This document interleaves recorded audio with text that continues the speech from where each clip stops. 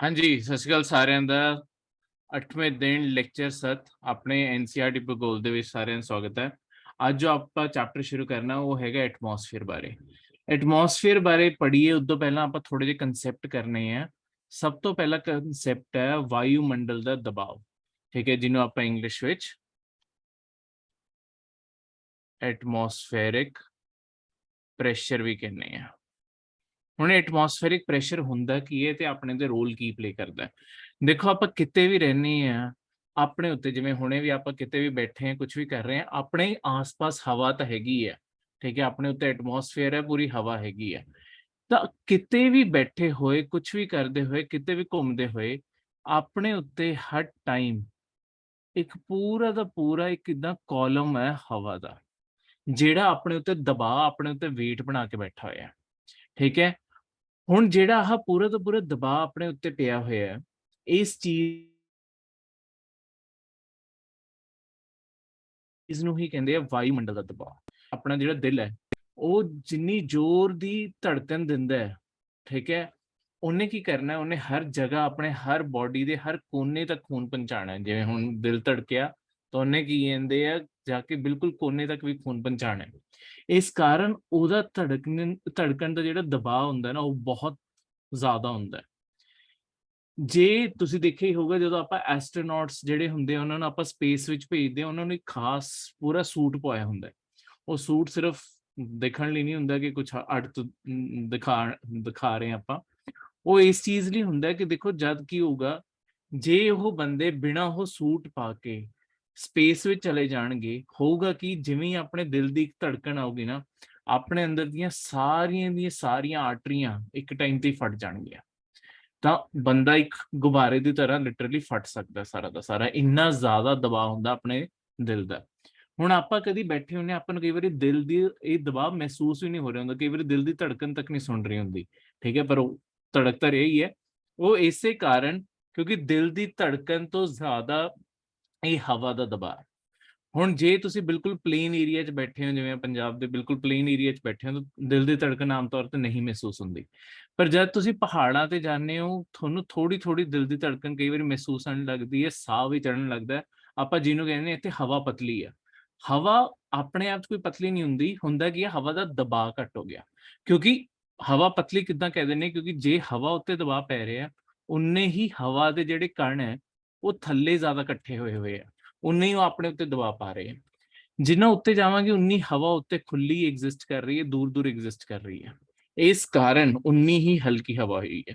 ਤੇ ਬਾਕੀ ਵੀ ਹੋਰ ਚੀਜ਼ਾਂ ਵੀ ਫਰਕ ਆ ਜਾਂਦੇ ਕਿ ਥੱਲੇ ਜ਼ਿਆਦਾਤਰ ਭਾਰੀ ਗੈਸਿਸ ਹੈ, ਜਿਵੇਂ ਆਪਾਂ ਜਿਹੜੀ ਬਰੀਥ ਕਰਦੇ, ਬਿਲਕੁਲ ਜਿਹੜਾ ਐਟਮੋਸਫੀਅਰ ਦਾ ਉੱਤੇ ਵਾਲਾ ਪੋਰਸ਼ਨ, ਉੱਥੇ ਹਾਈਡਰੋਜਨ ਵਰਗੀਆਂ ਜਿਹੜੀਆਂ ਗੈਸਿਸ ਆ, ਹੀਲੀਅਮ ਵਰਗੀਆਂ ਜਿਹੜੀਆਂ ਗੈਸਿਸ ਆ, ਇਹ ਸਭ ਤੋਂ ਉੱਤੇ ਆ, ਠੀਕ ਹੈ। ਇਹ ਗੈਸਿਸ ਸਭ ਤੋਂ ਉੱਤੇ, ਹਾਈਡਰੋਜਨ ਵਰਗੀਆਂ ਗੈਸਿਸ, ਹੀਲੀਅਮ ਵਰਗੀਆਂ ਗੈਸਿਸ, ਇਹ ਸਭ ਤੋਂ ਉੱਤੇ ਪਹੁੰਚੀਆਂ ਹੋਈਆਂ। ਹੁਣ ਇਸੇ ਲਈ ਜਦੋਂ ਆਪਾਂ ਪਹਾੜਾਂ ਨੂੰ ਚੜ੍ਹਦੇ ਹਾਂ, ਆਪਾਂ ਨੂੰ ਸਾਹ ਵੀ ਜ਼ਿਆਦਾ ਚੜ੍ਹਦਾ ਹੈ, ਕਿਉਂਕਿ ਹਵਾ ਆਸ-ਪਾਸ ਆਕਸੀਜਨ ਵਰਗੀਆਂ ਗੈਸਾਂ ਥੱਲੇ ਜ਼ਿਆਦਾ ਰਹਿੰਦੀਆਂ, ਉੱਤੇ ਘੱਟ ਹੁੰਦੀਆਂ ਜਾਂਦੀਆਂ, ਕਿਉਂਕਿ ਇਹ ਗੈਸਾਂ ਭਾਰੀ ਹੈ। ਤੇ ਦੂਜੀ ਗੱਲ, ਆਪਣੇ ਉੱਤੇ ਆਹ ਦਬਾਅ ਘੱਟ ਹੋਣ ਕਾਰਨ ਕੀ ਹੁੰਦਾ, ਕਈ ਵਾਰੀ ਤੁਸੀਂ ਦੇਖਦੇ ਹੋ ਕਿ ਕੋਈ ਹਿਲ ਸਟੇਸ਼ਨ ਤੇ ਕੋਈ ਬੰਦਾ ਗਿਆ ਹੁੰਦਾ, ਉਹਦੇ ਨੱਕ 'ਚੋਂ ਖੂਨ ਆ ਜਾਂਦਾ ਹੈ ਜਾਂ ਕੰਨ 'ਚੋਂ ਖੂਨ ਆ ਜਾਂਦਾ ਹੈ। ਉਹ ਇਸੇ ਲਈ ਹੁੰਦਾ ਕਿਉਂਕਿ ਹੁਣ ਜਿਹੜੀ ਅੰਦਰ ਦਿਲ ਦੀ ਧੜਕਣ ਹੈ, ਉਹਦਾ ਦਬਾਅ ਜ਼ਿਆਦਾ, ਉਹ ਕੋਈ ਇੱਕ ਅੱਧੀ ਜਿਹੜੀ ਆਪਣੀ ਆਰਟਰੀ ਹੈ ਉਹਨੂੰ ਪੰਚਰ ਕਰ ਦਿੰਦਾ ਹੈ, ਤੇ ਉਹਦੇ ਵਿੱਚੋਂ ਹਲਕਾ ਜਿਹਾ ਖੂਨ ਆ ਜਾਂਦਾ ਹੈ, ਠੀਕ ਹੈ। ਕੋਈ ਸੀਰੀਅਸ ਚੀਜ਼ ਨਹੀਂ ਹੁੰਦੀ, ਪਰ ਇੱਕ ਐਗਜ਼ਾਮਪਲ ਹੈ ਕਿ ਕੋਈ ਬੰਦਾ ਜੇ ਸਪੇਸ ਚਲਾ ਜਾਵੇ, ਜਿਵੇਂ ਮੈਂ ਤੁਹਾਨੂੰ ਦੱਸਿਆ, ਬਿਨਾਂ ਸੂਟ ਪਾਏ, ਤਾਂ ਬਿਲਕੁਲ ਹੀ ਫਟ ਸਕਦਾ। ਤੇ ਜਿੰਨਾ ਆਪਾਂ ਪਹਾੜ ਦੇ ਉੱਤੇ ਜਾਵਾਂਗੇ, ਆ ਦੇਖੋ ਕਾਲਮ ਛੋਟਾ ਹੁੰਦਾ ਜਾਊਗਾ। ਇਸੇ ਕਾਰਨ ਆ ਸਮੁੰਦਰ ਦੇ ਕੋਲੇ ਸਭ ਤੋਂ ਵੱਡਾ ਹੁੰਦਾ ਤੇ ਹੌਲੀ ਘਟਦਾ ਜਾਂਦਾ ਹੈ। ਅੱਛਾ, ਦੂਜੀ ਚੀਜ਼ ਇੱਥੇ ਜਿਹੜੀ ਦੱਸਣ ਵਾਲੀ ਹੈ, ਜਦ ਵੀ ਆਪਾਂ ਹਾਈਟ ਮੇਜਰ ਕਰਦੇ ਹਾਂ, ਜਿਵੇਂ ਆਪਾਂ ਕੋਈ ਵੀ ਹਿਲ ਸਟੇਸ਼ਨ ਜਾਓਗੇ, ਉੱਥੇ ਲਿਖਿਆ ਹੋਊਗਾ ਕਿ ਤੁਸੀਂ 2800, ਮੰਨ ਲਓ 2800 ਮੀਟਰ ਉੱਤੇ ਹੋ ਸਮੁੰਦਰ ਤੋਂ, ਠੀਕ ਹੈ, ਸਮੁੰਦਰ ਦੇ ਲੈਵਲ ਤੋਂ, ਸੀ ਲੈਵਲ ਤੋਂ ਤੁਸੀਂ 2800 ਮੀਟਰ ਉੱਤੇ ਹੋ। ਇਹਦਾ ਮਤਲਬ ਕੀ ਹੁੰਦਾ, ਆਪਾਂ ਸੀ ਲੈਵਲ ਕਿਉਂ ਲਗਾਉਂਦੇ ਆ? ਦੇਖੋ, ਸਾਰੇ ਦੁਨੀਆ ਦੇ ਜੇ ਤੁਸੀਂ ਸਮੁੰਦਰ ਦੇਖੋਗੇ, ਸਾਰੀ ਦੁਨੀਆ ਦਾ ਸਮੁੰਦਰ ਇੱਕ ਦੂਜੇ ਨਾਲ ਜੁੜੇ ਹੋਏ ਆ, ਠੀਕ ਹੈ, ਪਾਣੀ ਇੱਕ ਦੂਜੇ ਨਾਲ ਜੁੜਿਆ ਹੋਇਆ। ਤੇ ਪਾਣੀ ਕਿੱਦਾਂ ਦੀ ਚੀਜ਼ ਹੈ, ਕੋਈ ਵੀ ਉੱਤੇ ਥੱਲੇ ਜਿੱਦਾਂ ਦੀ ਮਰਜ਼ੀ ਜਗ੍ਹਾ ਹੋਵੇ, ਜੇ ਤੁਸੀਂ ਕਿਸੇ ਇਸ ਚੀਜ਼ ਉੱਤੇ ਪਾਣੀ ਪਾਤਾ ਨਾ, ਪਾਣੀ ਹਮੇਸ਼ਾ ਬਿਲਕੁਲ ਆਪਣੇ ਆਪ ਨੂੰ ਬਰਾਬਰ ਕਰ ਦਿੰਦਾ ਹੈ। ਮੇਰੀ ਲਾਈਨ ਬਰਾਬਰ ਨਹੀਂ ਬਣੀ, ਪਾਣੀ ਹਮੇਸ਼ਾ ਬਰਾਬਰ ਕਰਕੇ ਰੱਖਦਾ। ਤਾਂ ਦੁਨੀਆ 'ਚ ਚਾਹੇ ਤੁਸੀਂ ਪਾਣੀ ਦੀ ਹਾਈਟ ਇੱਥੇ ਦੇਖੋਗੇ, ਚਾਹੇ ਪਾਣੀ ਦੀ ਹਾਈਟ ਭਾਰ ਸੇਮ ਹੋਗੀ। ਤੇ ਜੇ ਪਾਣੀ ਤੋਂ ਆਪਾਂ ਉੱਤੇ ਕੀ ਕਹਿੰਦੇ ਐਲਟੀਟਿਊਡ ਮੇਜਰ ਕਰਨਾ ਸ਼ੁਰੂ ਕਰਾਂਗੇ ਕਿ ਇਹ ਚੀਜ਼ ਕਿੰਨੀ ਹਾਈਟ ਤੇ ਹੈ, ਉਹ ਹਮੇਸ਼ਾ ਸਾਰੀ ਦੁਨੀਆ 'ਚ ਜਿਹੜਾ ਕਾਊਂਟ ਆ ਉਹ ਹਮੇਸ਼ਾ ਸੇਮ ਰਹੂਗਾ। ਇਸੇ ਲਈ ਆਪਾਂ ਅਬਵ ਦੀ ਸੀ ਲੈਵਲ ਲਿਖਿਆ ਹੁੰਦਾ ਕਿ ਸਮੁੰਦਰ ਤੋਂ ਉੱਤੇ ਕਿੰਨਾ ਉੱਤੇ ਆ, ਠੀਕ ਹੈ। ਉਹ ਇਸੇ ਲਈ ਮੇਜਰਮੈਂਟ ਉੱਤੋਂ ਕੀਤੀ ਜਾਂਦੀ ਹੈ ਕਿਉਂਕਿ ਸਾਰੀ ਦੁਨੀਆ ਦੇ ਸਮੁੰਦਰ ਦਾ ਲੈਵਲ ਬਿਲਕੁਲ ਸੇਮ ਰਹੂਗਾ ਜਿੱਥੇ ਮਰਜ਼ੀ ਚਲੇ ਜਾਓ ਦੁਨੀਆ 'ਚ। ਤੇ ਇੱਥੇ ਹੀ ਵਾਯੂਮੰਡਲ ਦਾ ਦਬਾਅ ਵੀ ਸਭ ਤੋਂ ਜ਼ਿਆਦਾ ਸਮੁੰਦਰ ਦੇ ਕੋਲੇ ਹੀ ਹੁੰਦਾ। ਹੁਣ ਜਿਹੜਾ ਦੂਜਾ ਕਨਸੈਪਟ ਆਪਾਂ ਕਰਨਾ ਹੈ ਉਹ ਹੈਗਾ ਕਿ ਤੁਹਾਡੀ ਸੈਂਟਰੀਪੀਟਲ ਤੇ ਸੈਂਟਰੀਫਿਊਗਲ ਫੋਰਸ ਕੀ ਹੁੰਦੀ ਹੈ। ਦੇਖੋ ਹੁਣ ਤੁਹਾਡੀ ਧਰਤੀ ਘੁੰਮ ਰਹੀ ਹੈ, ਹੁਣ ਜਦੋਂ ਤੁਹਾਡੀ ਧਰਤੀ ਘੁੰਮੂਗੀ ਤਾਂ ਉਹਦੇ ਘੁੰਮਣ ਨਾਲ ਕੀ ਹੁੰਦਾ, ਕੋਈ ਵੀ ਚੀਜ਼ ਜਦ ਘੁੰਮ ਰਹੀ ਹੁੰਦੀ ਹੈ, ਜਿਵੇਂ ਆਪਾਂ ਚੌਂਕ ਮੁੜ ਰਹੇ ਹੁੰਦੇ ਆ, ਕਦੀ ਤੁਸੀਂ ਜੇ ਬਹੁਤ ਤੇਜ਼ੀ ਨਾਲ ਚੌਂਕ ਮੁੜੋਗੇ ਨਾ, ਤੁਸੀਂ ਹਮੇਸ਼ਾ ਦੇਖੋਗੇ ਤੁਹਾਡੀ ਗੱਡੀ ਨਾ ਬਾਹਰ ਨੂੰ ਜਾ ਰਹੀ ਹੁੰਦੀ ਹੈ ਚੌਂਕ ਤੋਂ। ਇਹ ਕਿਉਂ ਹੁੰਦਾ ਕਿ ਤੁਹਾਡੀ ਗੱਡੀ ਤਾਂ ਚੌਂਕ ਤੋਂ ਬਾਹਰ ਨੂੰ ਕਿਉਂ ਜਾ ਰਹੀ ਹੈ, ਅੰਦਰ ਨੂੰ ਕਿਉਂ ਜਾ ਰਹੀ? ਦੇਖੋ ਜਦ ਵੀ ਕੋਈ ਚੀਜ਼ ਘੁੰਮਣ ਦੀ ਕੋਸ਼ਿਸ਼ ਕਰਦੀ ਉਹਦੇ ਤੇ ਦੋ ਊਰਜਾਵਾਂ ਲੱਗਦੀਆਂ, ਦੋ ਆਪਣੀਆਂ ਫੋਰਸਿਸ ਲੱਗਦੀਆਂ। ਇੱਕ ਫੋਰਸ ਹੈ ਜਿਹੜੀ ਉਸ ਚੀਜ਼ ਨੂੰ ਬਾਹਰ ਨੂੰ ਸਿੱਟ ਰਹੀ ਹੈ, ਇੱਕ ਚੀਜ਼ ਹੈ ਜਿਹੜੀ ਉਸ ਚੀਜ਼ ਨੂੰ ਅੰਦਰ ਖਿੱਚ ਕੇ ਰੱਖਣ ਦੀ ਕੋਸ਼ਿਸ਼ ਕਰ ਰਹੀ ਹੈ, ਠੀਕ ਹੈ। ਜਿਵੇਂ ਤੁਸੀਂ ਕੋਈ ਝੂਲਾ ਵੀ ਲੈਂਦੇ ਹੋ ਜਿਹੜਾ ਗੋਲ ਗੋਲ ਘੁੰਮਦਾ ਹੈ, ਤੁਸੀਂ ਦੇਖੋਗੇ ਤੁਸੀਂ ਬਾਹਰ ਨੂੰ ਮੁੜੇ ਹੋਏ ਹੋ। ਇਦਾਂ ਕਿੱਦਾਂ ਹੋ ਗਿਆ ਕਿ ਤੁਸੀਂ ਬਾਹਰ ਨੂੰ ਕਿੱਦਾਂ ਮੁੜ ਰਹੇ ਹੋ? ਕਿਉਂਕਿ ਜਿਹੜੀ ਚੀਜ਼ ਹੈ ਜਦੋਂ ਘੁੰਮ ਰਹੀ ਹੈ, ਇੱਕ ਫੋਰਸ ਬਾਹਰ ਨੂੰ ਤੁਹਾਨੂੰ ਸਿੱਟ ਰਹੀ ਹੈ, ਇੱਕ ਫੋਰਸ ਤੁਹਾਨੂੰ ਸਰਕਲ ਦੇ ਅੰਦਰ ਖਿੱਚ ਕੇ ਰੱਖਣ ਦੀ ਕੋਸ਼ਿਸ਼ ਕਰ ਰਹੀ ਹੈ। ਪਰ ਹੁੰਦਾ ਕੀ ਹੈ, ਜੇ ਕਿਸੇ ਵੀ ਪੁਆਇੰਟ ਤੇ ਆ ਬਾਹਰ ਵਾਲੀ ਫੋਰਸ ਜ਼ਿਆਦਾ ਵੱਧ ਜੇ ਤਾਂ ਬੰਦਾ ਉੜਦਾ ਹੋਏ ਬਾਹਰ ਵੀ ਜਾਊਗਾ। ਤਾਂ ਹੀ ਕਈ ਲੋਕ ਜਿਹੜੇ ਗੱਡੀ ਬਹੁਤ ਤੇਜ਼ ਚੌਂਕਾਂ 'ਚ ਮੋੜਦੇ ਆ, ਤੁਸੀਂ ਦੇਖਿਆ ਹੋਊਗਾ, ਉਹ ਬਿਲਕੁਲ ਚੌਂਕ ਦੇ ਕੋਨੇ 'ਚ ਜਾ ਕੇ ਉਹਨਾਂ ਦੀ ਗੱਡੀਆਂ ਵੱਜੀਆਂ ਵੀ ਪਈਆਂ ਹੁੰਦੀਆਂ। ਉਹਦਾ ਕਾਰਨ ਸਾਇੰਟੀਫਿਕ ਲੌਜਿਕ ਇਹੀ ਹੈ ਕਿ ਜਿਵੇਂ ਹੀ ਆਪਾਂ ਜੋ ਘੁੰਮਣ ਦਾ, ਤਾਂ ਹੀ ਚੌਂਕ ਥੋੜੇ ਥੋੜੇ ਅੰਦਰ ਨੂੰ ਵੀ ਮੋੜੇ ਹੁੰਦੇ ਆ ਤਾਂ ਕਿ ਮਦਦ ਮਿਲ ਜੇ ਅੰਦਰ ਨੂੰ ਮੁੜਨ ਨੂੰ, ਤਾਂ ਕਿ ਤੁਸੀਂ ਤੇਜ਼ ਵੀ ਮੁੜ ਰਹੇ ਹੋ ਬਾਹਰ ਨੂੰ ਨਾ ਜਾ ਕਰੋਗੇ ਕਿ ਗੱਡੀ ਬਾਹਰ ਨੂੰ ਜਾ ਰਹੀ ਹੈ, ਠੀਕ ਹੈ। ਉਹਦਾ ਲੌਜਿਕ ਇਹੀ ਹੈ ਪਿੱਛੇ। ਹੁਣ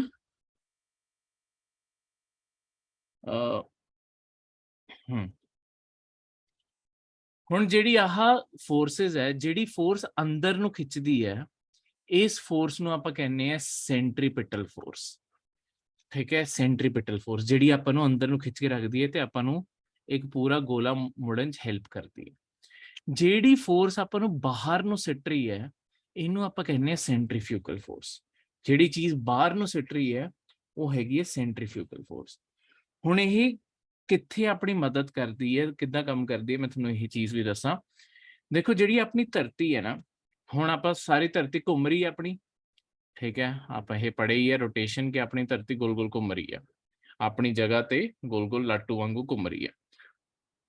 ਹੁਣ ਜਦੋਂ ਤੁਹਾਡੀ ਧਰਤੀ ਘੁੰਮ ਰਹੀ ਹੈ ਆਪਣੀ ਜਗ੍ਹਾ ਤੇ, ਤਾਂ ਹੋ ਕੀ ਰਿਹਾ ਇੱਥੇ, ਇਹਦੇ ਘੁੰਮਣ ਨਾਲ ਹੁਣ ਦੇਖੋ ਸਾਰੀ ਧਰਤੀ ਨੇ, ਮਤਲਬ ਆਹ ਹੁਣ ਕੋਈ ਦੇਸ਼ ਦਾ ਕੋਨਾ ਹੈ ਤੇ ਇਹਦੇ ਬਿਲਕੁਲ ਨਾਲ ਆਹ ਕੋਈ ਦੇਸ਼ ਦਾ ਇਲਾਕਾ, ਸਾਰੀ ਧਰਤੀ ਇਕੱਠੇ ਹੀ ਘੁੰਮੂਗੀ ਨਾ।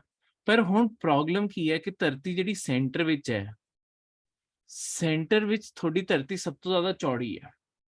ਜਿਵੇਂ ਜਿਵੇਂ ਆਪਾਂ ਪੂਰਬੀ ਖੇਤਰ ਵੱਲ ਜਾਂਦੇ, ਬਿਲਕੁਲ ਪੋਲ ਵੱਲ ਨੂੰ ਜਾਂਦੇ ਆ, ਇੱਥੇ ਧਰਤੀ ਬਿਲਕੁਲ ਹੀ ਛੋਟੀ ਰਹਿੰਦੀ ਆ। ਹੁਣ ਜੇ ਇਹਨੂੰ ਮੈਂ 3D ਡਾਇਗਰਾਮ ਇਦਾਂ ਮੰਨ ਲਾ ਕਿ ਤੁਹਾਡੇ ਦੋ ਭੱਜਣ ਦੇ ਇਹ ਟਰੈਕ ਹੈ, ਜਿਹੜਾ ਸੈਂਟਰ ਵਾਲਾ ਇਹ ਥੋੜਾ ਵੱਡਾ ਟਰੈਕ ਹੈ ਭੱਜਣ ਵਾਲਾ, ਥੋੜਾ ਜਿਹਾ ਆਪਾਂ ਇੱਕ ਇੱਥੇ ਟਰੈਕ ਲਗਾ ਲੈਂਦੇ ਆ, ਧਰਤੀ ਉੱਥੋਂ ਥੋੜੀ ਜਿਹੀ ਪਤਲੀ ਹੋ ਗਈ ਹੈ ਤਾਂ ਉਹ ਟਰੈਕ ਛੋਟਾ ਹੋ ਗਿਆ, ਤੇ ਆਹ ਜਿਹੜਾ ਬਿਲਕੁਲ ਹੀ ਆਹ ਪੂਰਬੀ ਖੇਤਰ ਹੈ, ਪੋਲ ਦਾ ਇਲਾਕਾ ਹੋ ਗਿਆ, ਇਹਦੇ ਇੱਕ ਡਾਟ ਹੀ ਹੈ।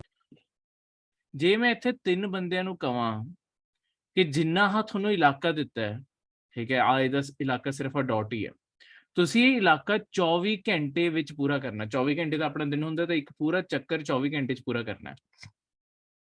ਤਾਂ ਇਹਨਾਂ ਵਿੱਚੋਂ ਕਿਹੜੇ ਬੰਦੇ ਨੂੰ ਸਭ ਤੋਂ ਤੇਜ਼ ਭੱਜਣਾ ਪਊਗਾ? ਤਾਂ ਆਬਵੀਅਸਲੀ ਏ ਦਾ ਟਰੈਕ ਸਭ ਤੋਂ ਵੱਡਾ ਹੈ, ਤੇ ਇਸ ਬੰਦੇ ਨੂੰ ਸਭ ਤੋਂ ਤੇਜ਼ ਭੱਜਣਾ ਪਊਗਾ।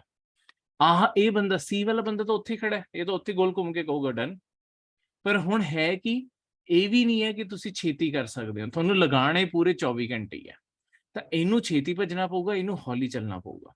ਇਸੇ ਕਾਰਨ ਕੀ ਹੈ, ਇਹ ਹੁਣ ਇੱਕ ਫੈਕਟ ਦੇ ਤੌਰ ਤੇ ਇਹ ਤਾਂ ਹੀ ਇੱਕ ਫੈਕਟ ਬਣ ਜਾਂਦਾ ਕਿ ਧਰਤੀ ਨਾ ਤੁਹਾਡੀ ਬਰਾਬਰ ਸਪੀਡ ਤੇ ਨਹੀਂ ਘੁੰਮ ਰਹੀ। ਤੁਹਾਡੀ ਧਰਤੀ ਜਿਹੜੀ ਹੈਗੀ ਹੈ, ਕਿਉਂਕਿ ਜਿੱਥੋਂ ਜਿੰਨੀ ਚੌੜੀ ਹੋਊਗੀ ਉਨੀ ਜ਼ਿਆਦਾ ਉਹਨੂੰ ਤੇਜ਼ ਘੁੰਮਣਾ ਪਊਗਾ। ਤਾਂ ਜਿਹੜੀ ਆਪਣੀ ਭੂਮਧ ਰੇਖਾ, ਜਿਹਨੂੰ ਆਪਾਂ ਇਕੁਏਟਰ ਵੀ ਕਹਿੰਦੇ ਆ, ਇੱਥੇ ਧਰਤੀ ਆਪਣੀ ਕਿਉਂਕਿ ਸਭ ਤੋਂ ਜ਼ਿਆਦਾ ਚੌੜੀ ਹੈ, ਇਸ ਕਾਰਨ ਇੱਥੇ ਧਰਤੀ ਸਭ ਤੋਂ ਜ਼ਿਆਦਾ ਤੇਜ਼ ਘੁੰਮ ਰਹੀ ਹੈ, ਯਾਨੀ ਕਿ 1650 ਕਿਲੋਮੀਟਰ ਪਰ ਆਰ, 1650 ਕਿਲੋਮੀਟਰ ਪਰ ਆਰ ਦੀ ਸਪੀਡ ਨਾਲ ਘੁੰਮ ਰਹੀ ਹੈ। ਉਹੀ ਤੁਸੀਂ ਧੂਰਵੀ ਖੇਤਰ, ਜਿਹੜਾ ਬਿਲਕੁਲ ਉੱਤੇ ਪੋਲ ਦਾ ਇਲਾਕਾ ਆ ਗਿਆ, ਥੱਲੇ ਵੀ ਇਦਾਂ ਹੀ, ਇੱਥੇ ਜ਼ੀਰੋ, ਇੱਥੇ ਘੁੰਮਣ ਦੀ ਲੋੜ ਹੀ ਨਹੀਂ ਹੈ, ਕਿਉਂਕਿ ਡਾਟ ਹੀ ਤਾਂ ਹੈਗਾ ਇਹ ਇੱਕ, ਠੀਕ ਹੈ, ਇਹ ਘੁੰਮ ਹੀ ਨਹੀਂ ਰਿਹਾ, ਇਹ ਬਸ ਇਦਾਂ ਹੀ ਆ, ਠੀਕ ਹੈ। ਤਾਂ ਇਹ ਬਸ ਮਤਲਬ ਇਹਨੂੰ ਆਪਾਂ ਸਪੀਡ ਨਹੀਂ ਮੰਨਾਂਗੇ, ਇਹ ਬਸ ਇਦਾਂ ਹੀ ਘੁੰਮ ਕੇ ਡਾਟ ਉੱਥੇ ਹੀ ਆ ਰਿਹਾ। ਦੂਜੀ ਚੀਜ਼ ਨੂੰ ਪੂਰਾ, ਇੱਕ ਕੋਈ ਦੇਸ਼ ਹੈ, ਉਸ ਦੇਸ਼ ਨੂੰ ਇਹਦਾ ਪੂਰਾ ਚੱਕਰ ਲਗਾ ਕੇ ਆਉਣਾ ਪੈ ਰਿਹਾ। ਦੂਜੇ ਪਾਸੇ ਇਹਦਾ ਜਿਹੜਾ ਉੱਤੇ ਡਾਟ ਹੈ, ਡਾਟ ਉੱਥੇ ਹੀ ਹੈ, ਠੀਕ ਹੈ। ਇਸ ਕਾਰਨ ਆ ਜਿੱਡਾ ਵੱਡਾ ਚੱਕਰ ਹੋਊਗਾ ਉਨੀ ਤੇਜ਼ੀ ਨਾਲ ਘੁੰਮਣਾ ਪਊਗਾ। ਪਰ ਹੁਣ ਹੁੰਦਾ ਕੀ ਹੈ, ਜਿਵੇਂ ਮੈਂ ਤੁਹਾਨੂੰ ਚੌਂਕ ਦੇ ਐਗਜ਼ਾਮਪਲ ਵਿੱਚ ਵੀ ਦੱਸਿਆ, ਤੁਸੀਂ ਜਿੰਨੀ ਤੇਜ਼ੀ ਨਾਲ ਘੁੰਮੋਗੇ ਉਨੀ ਜ਼ਿਆਦਾ ਸੈਂਟਰੀਫਿਊਗਲ ਫੋਰਸ ਹੋਊਗੀ, ਯਾਨੀ ਕਿ ਉਹ ਸ਼ਕਤੀ ਜੋ ਤੁਹਾਨੂੰ ਬਾਹਰ ਨੂੰ ਸਿੱਟਦੀ ਹੈ। ਹੁੰਦਾ ਜਦੋਂ ਆਪਾਂ ਸੈਟੇਲਾਈਟ ਲਾਂਚ ਕਰਨੇ ਹੁੰਦੇ ਨਾ, ਤਾਂ ਜ਼ਿਆਦਾਤਰ ਦੁਨੀਆ ਭਰ ਕੋਈ ਵੀ ਦੇਸ਼ ਸੈਟੇਲਾਈਟ ਲਾਂਚ ਕਰ ਰਿਹਾ ਨਾ, ਤਾਂ ਜ਼ਿਆਦਾਤਰ ਦੇਖਿਓ ਉਹ ਜਿੰਨਾ ਹੋ ਸਕੇ ਉਹ ਭੂਮਧ ਰੇਖਾ ਦੇ ਕੋਲੇ ਆ ਕੇ ਸੈਟੇਲਾਈਟ ਲਾਂਚ ਕਰਦੇ ਆ। ਇਹਦਾ ਕਾਰਨ ਕੀ ਹੈ?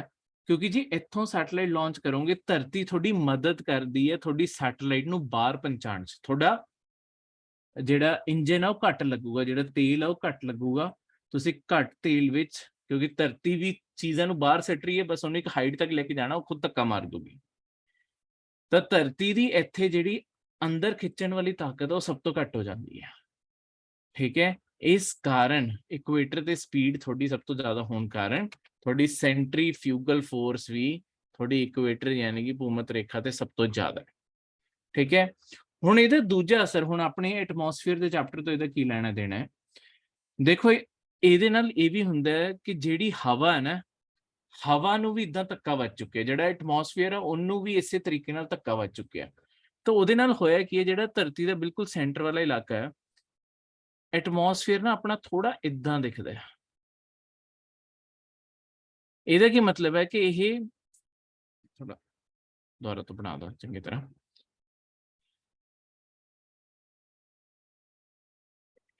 ਕਿਤੋਂ ਹੋਰ ਰਿਸਟ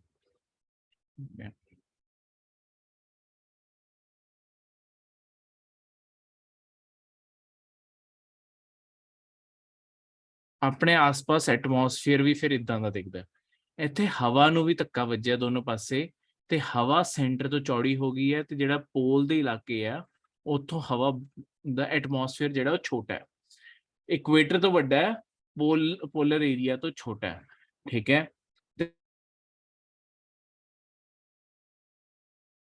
ਇਸ ਤਰੀਕੇ ਨਾਲ ਇਸ ਚੀਜ਼ ਨੂੰ ਯਾਦ ਰੱਖਿਓ। ਇਹ ਚੀਜ਼ ਕਰਨੀ ਉਹ ਕਰਨੀ ਆਪਾਂ, ਜਿਹੜਾ ਆਪਣਾ ਜਿੰਨਾ ਵੀ ਐਟਮੋਸਫੀਅਰ ਹੈ, ਵਾਯੂਮੰਡਲ ਆ, ਉਹਦੀਆਂ ਸਾਰੀਆਂ ਆਪਾਂ ਪਰਤਾਂ, ਲੇਅਰਸ ਪੜ੍ਹਨੀਆਂ ਕਿ ਕੀ ਐਟਮੋਸਫੀਅਰ ਕਿੰਨੀਆਂ ਲੇਅਰਸ ਵਿੱਚ ਬਣਿਆ ਹੋਇਆ ਤੇ ਉਹਨਾਂ ਦੀ ਪ੍ਰੋਪਰਟੀ ਕੀ ਹੈ।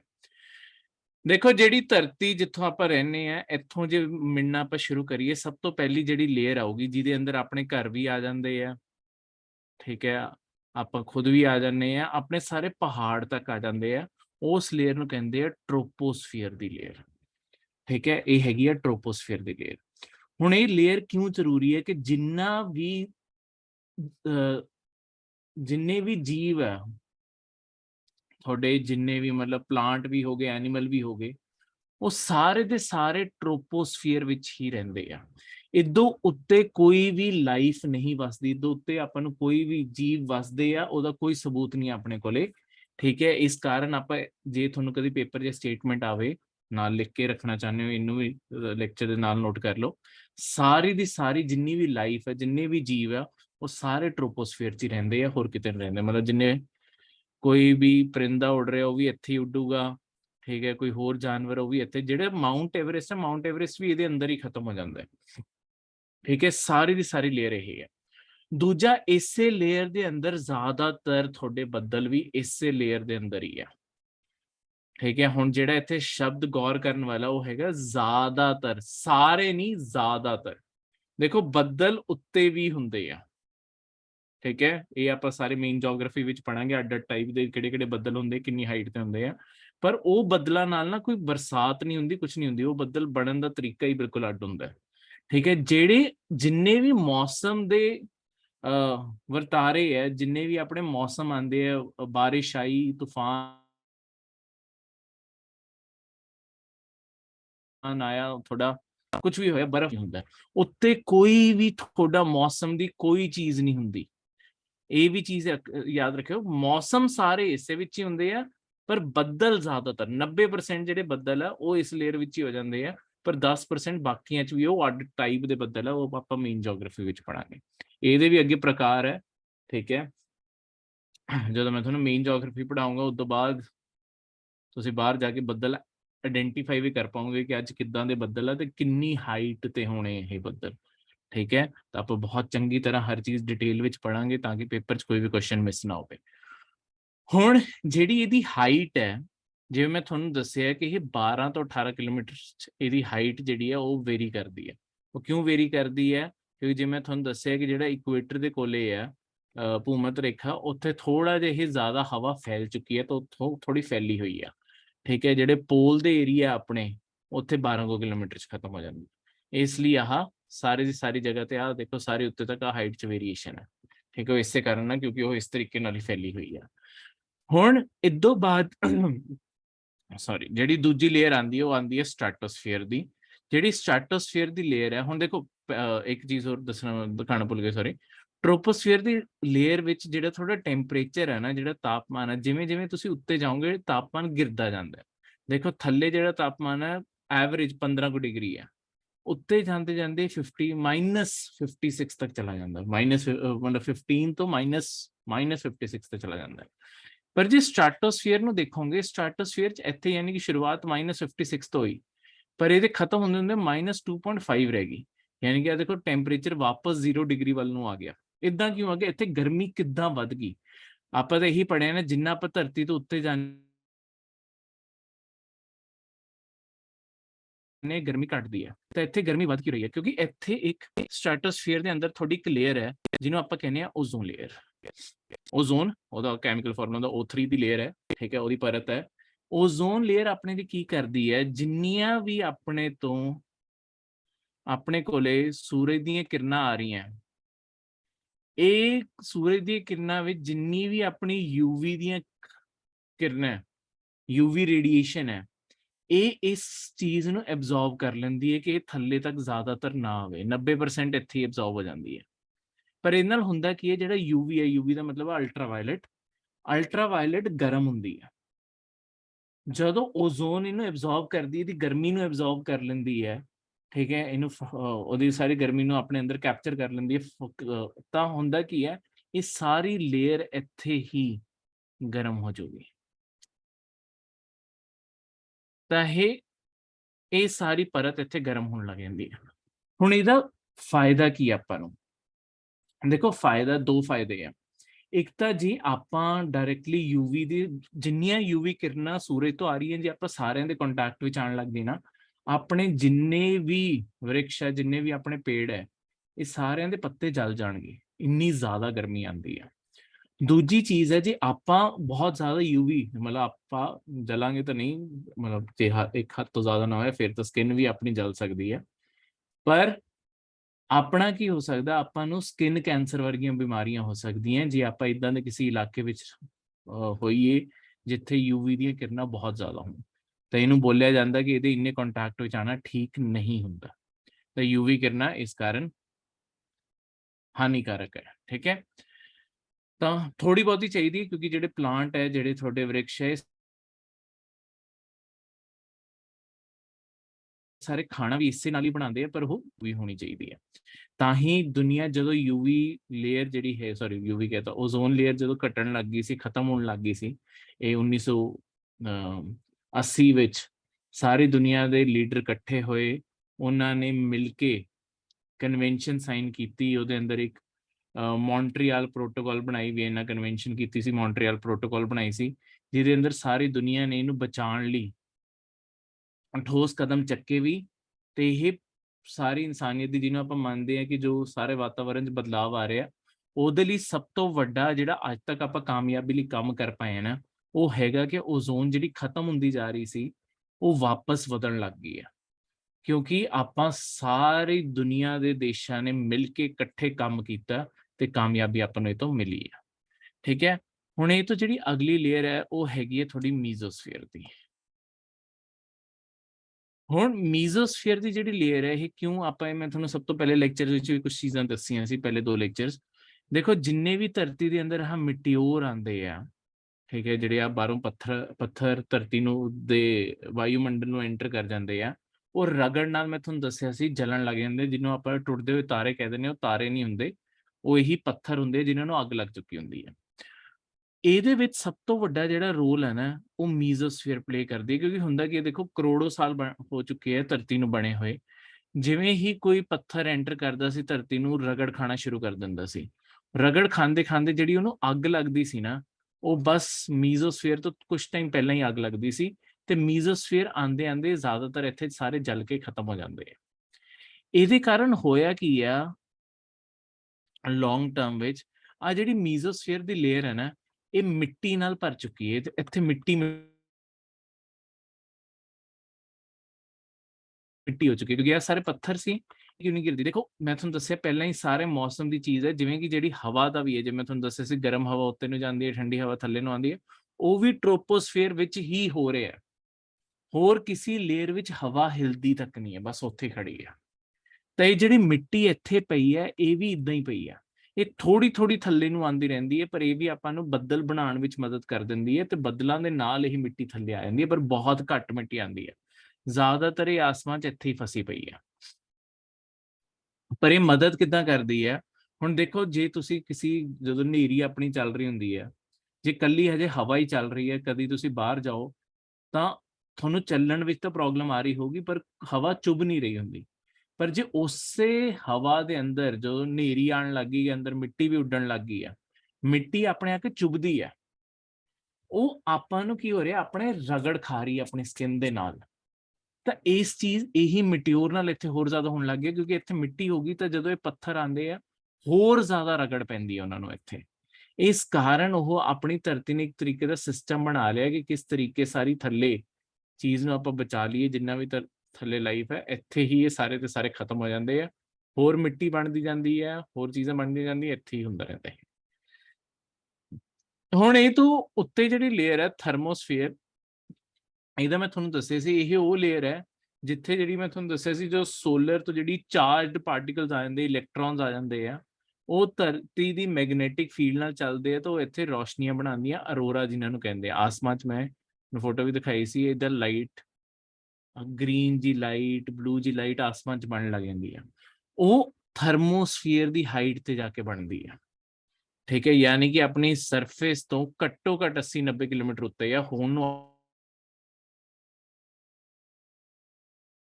800 ਕਿਲੋਮੀਟਰ ਉੱਤੇ ਵੀ ਹੋ ਸਕਦੀ ਹੈ। ਬਣਦੇ ਜਿਹੜੀਆਂ ਲਾਈਟਾਂ ਇਹ ਬਣਦੀਆਂ, ਠੀਕ ਹੈ। ਹੁਣ ਇੱਥੇ ਇੱਕ ਟਰਮੀਨੋਲੋਜੀ ਤੁਹਾਨੂੰ ਦੱਸਣੀ ਜ਼ਰੂਰੀ ਹੈ, ਜਿਹੜੀ ਤੁਹਾਨੂੰ ਕਦੀ ਨਾ ਕਦੀ ਪ੍ਰੀਲਿਮਸ ਦੇ ਪੇਪਰ 'ਚ ਆ ਸਕਦੀ ਹੈ, ਉਹ ਹੈਗੀ ਹੈ ਤੁਹਾਡੀ ਕਰਮਨ ਲਾਈਨ ਕੀ ਹੁੰਦੀ ਹੈ। ਹੁਣ ਇਹ ਕਰਮਨ ਲਾਈਨ ਕੀ ਹੁੰਦੀ ਹੈ? ਦੇਖੋ ਜਿਹੜੀ ਕਰਮਨ ਲਾਈਨ ਹੈ, ਕਰਮਨ ਲਾਈਨ ਆਪਾਂ ਇਹ ਖੁਦ ਬਣਾਈ ਆ, ਇਹ ਕੋਈ ਆਪਣੇ ਆਪ 'ਚ ਵਾਯੂਮੰਡਲ ਦੀ ਕੋਈ ਪਰਤ ਨਹੀਂ ਹੈ, ਕੋਈ ਲੇਅਰ ਨਹੀਂ ਹੈ, ਆਪਾਂ ਖੁਦ ਇੱਕ ਲਾਈਨ ਬਣਾਤੀ ਹੈ। ਕਿਉਂ ਬਣਾਈ ਹੈ? ਇਹ ਆਪਾਂ ਸਿਰਫ ਇਹ ਫਰਕ ਕਰਨ ਲਈ ਬਣਾਈ ਹੈ ਕਿ ਆਪਾਂ ਸਪੇਸ ਕਿਹਨੂੰ ਕਵਾਂਗੇ, ਕਦੋਂ ਕਵਾਂਗੇ ਕਿ ਤੁਸੀਂ ਧਰਤੀ ਦੇ ਵਾਯੂਮੰਡਲ ਤੋਂ ਬਾਹਰ ਜਾਣ ਲੱਗ ਗਏ। ਆਪਾਂ ਕੀ ਕੀਤਾ, ਆਪਾਂ 100 ਕਿਲੋਮੀਟਰ ਉੱਤੇ ਧਰਤੀ ਮਤਲਬ ਸੀ ਲੈਵਲ ਤੋਂ ਆਪਾਂ ਮੇਜਰ ਕਰਦੇ ਹਾਂ, ਜਿਹੜਾ 100 ਕਿਲੋਮੀਟਰ ਜਦੋਂ ਆ ਜਾਂਦਾ, 100 ਕਿਲੋਮੀਟਰ ਦੇ ਇੱਕ ਆਪਾਂ ਲਾਈਨ ਖੁਦ ਇਮੇਜਿਨ ਕਰ ਲਈ ਕਿ ਜਿਹੜੀ ਵੀ ਚੀਜ਼ 100 ਕਿਲੋਮੀਟਰ ਨੂੰ ਕ੍ਰਾਸ ਕਰ ਜੂਗੀ ਉਹਨੂੰ ਆਪਾਂ ਕਵਾਂਗੇ ਕਿ ਉਹਨੇ ਕਰਮਨ ਮਤਲਬ ਲਾਈਨ ਕ੍ਰਾਸ ਕਰ ਗਈ ਹੈ, ਉਹਦਾ ਮਤਲਬ ਉਹ ਹੁਣ ਸਪੇਸ ਵਿੱਚ ਪਹੁੰਚ ਗਈ ਹੈ। ਤਾਂ ਆਪਾਂ ਕੋਈ ਵੀ ਸੈਟੇਲਾਈਟ ਪਹੁੰਚਾਣੀ ਹੁੰਦੀ ਹੈ, ਕੋਈ ਵੀ ਸਪੇਸਸ਼ਿਪ, ਕੋਈ ਵੀ ਹੋਰ ਆਬਜੈਕਟ ਸਪੇਸ ਪਹੁੰਚਾਣਾ ਹੁੰਦਾ, ਉਹਨੂੰ ਘੱਟੋ ਘੱਟ 100 ਕਿਲੋਮੀਟਰ ਜਦੋਂ ਕ੍ਰਾਸ ਕਰੂਗੀ ਉਸ ਤੋਂ ਬਾਅਦ ਹੀ ਆਪਾਂ ਉਹਨੂੰ ਕਹਿ ਸਕਦੇ ਹਾਂ ਕਿ ਹਾਂ ਇਹ ਚੀਜ਼ ਸਪੇਸ ਵਿੱਚ ਹੈ, ਨਹੀਂ ਤਾਂ ਨਹੀਂ ਕਹਿ ਸਕਦੇ। ਇਹ ਕਦੀ ਨਾ ਕਦੀ ਕਰੰਟ ਅਫੇਅਰ ਵਿੱਚ ਆ ਸਕਦੀ ਹੈ, ਕਿਉਂਕਿ ਅੱਜ ਕੱਲ ਤੁਹਾਡੇ ਬਹੁਤ ਸਾਰੇ ਸਟਾਰਟਅਪ ਜਿਹੜੇ ਹੈਗੇ ਆ ਉਹ ਸਪੇਸ ਦੇ ਫੀਲਡ ਵਿੱਚ ਆਉਣ ਲੱਗ ਗਏ ਆ, ਤੇ ਹੁਣ ਉਹ ਜਿਹੜੇ ਲਾਂਚ ਕਰਦੇ ਆ, ਠੀਕ ਹੈ, ਕਈ ਤੁਹਾਡੇ ਪਹਿਲਾਂ ਬਿਲੀਅਨਰਸ ਵੀ ਤੁਸੀਂ ਦੇਖਿਆ ਹੋਊਗਾ, ਜਿਹੜੇ ਆ ਜੈਫ ਬੇਜ਼ੋਸ ਜਿਹੜਾ ਐਮਾਜ਼ਨ ਦਾ ਮਾਲਿਕ ਹੈ, ਉਹਦੀ ਕੰਪਨੀ ਵੀ ਹੈ ਸਪੇਸ ਦੀ, ਬਲੂ ਓਰੀਜਨ, ਠੀਕ ਹੈ। ਤੇ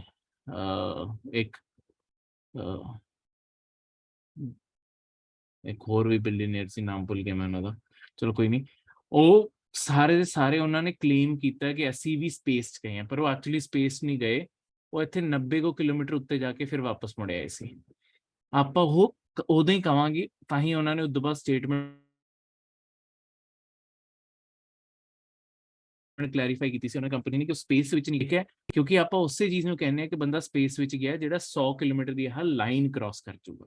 ਉਨੀ ਦੇਰ ਤੱਕ ਆਪਾਂ ਨਹੀਂ ਕਹਿੰਦੇ ਕਿ ਉਹਨੇ ਸਪੇਸ ਵਿੱਚ ਗਿਆ। ਹੁਣ ਇਦੋਂ ਅੱਗੇ ਜਿਹੜਾ ਕੰਸੈਪਟ ਕਰਨਾ ਉਹ ਹੈਗਾ ਆਪਣੀ ਹਵਾ ਦਾ ਕੰਸੈਪਟ। ਦੇਖੋ, ਆਪਾਂ ਪਿਛਲੇ ਲੈਕਚਰਸ ਵਿੱਚ ਪ੍ਰੈਸ਼ਰ ਤੇ ਟੈਂਪਰੇਚਰ ਦਾ ਰਿਲੇਸ਼ਨ ਦੇਖਿਆ। ਆਮ ਤੌਰ ਤੇ ਕੀ ਹੁੰਦਾ ਕਿ ਇਨਵਰਸ ਹੁੰਦਾ।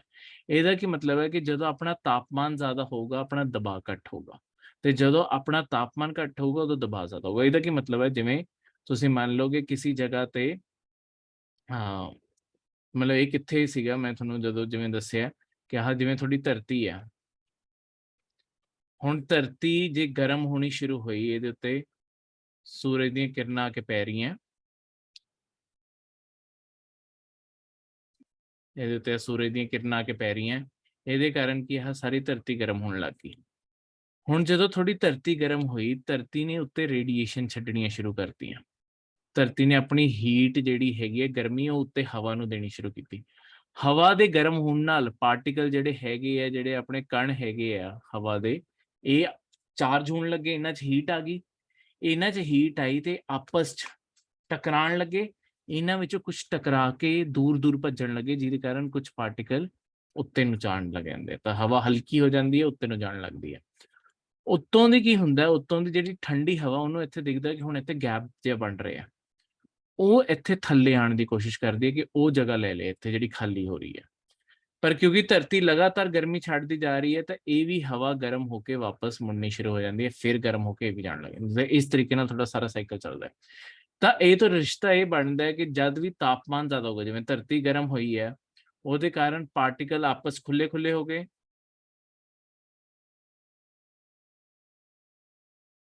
ਠੀਕ ਹੈ, ਇਹ ਚੀਜ਼ ਦੁਬਾਰਾ ਬਣਾਦਾ ਕਿ ਧਰਤੀ ਗਰਮ ਹੋਈ, ਉਹਦੇ ਕਾਰਨ ਪਾਰਟੀਕਲ ਜਿਹੜੇ ਕਣ ਹੈਗੇ ਉਹ ਇੱਕ ਦੂਜੇ ਤੋਂ ਦੂਰ ਦੂਰ ਹੋ ਗਏ, ਵਿੱਚ ਗੈਪ ਆ ਗਿਆ।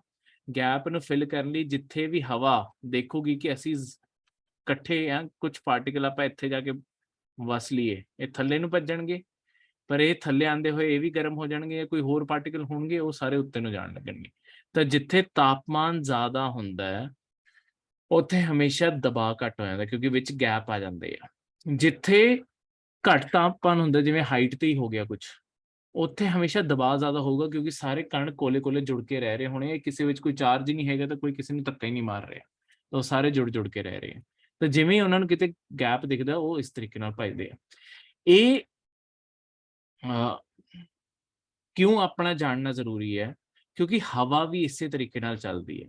ਜਿੱਥੇ ਵੀ ਤੁਹਾਡਾ ਦਬਾਅ ਜ਼ਿਆਦਾ ਹੋਊਗਾ, ਉੱਥੋਂ ਦੀ ਹਵਾ ਸ਼ੁਰੂ ਹੋ ਕੇ, ਜਿੱਥੇ ਦਬਾਅ ਘੱਟ ਹੈ ਨਾ, ਕਿਉਂਕਿ ਹਵਾ ਨੂੰ ਖਾਲੀ ਜਗ੍ਹਾ ਦਿਖ ਰਹੀ ਹੈ, ਉਹ ਕਹਿੰਦੇ ਆ ਕਿ ਅਸੀਂ ਟਾਈਟ ਟਾਈਟ ਹੋ ਕੇ ਕਿਉਂ ਰਹੀਏ, ਅਸੀਂ ਆਹ ਜਗ੍ਹਾ ਨੂੰ ਜਾ ਕੇ ਭਰ ਲਈਏ।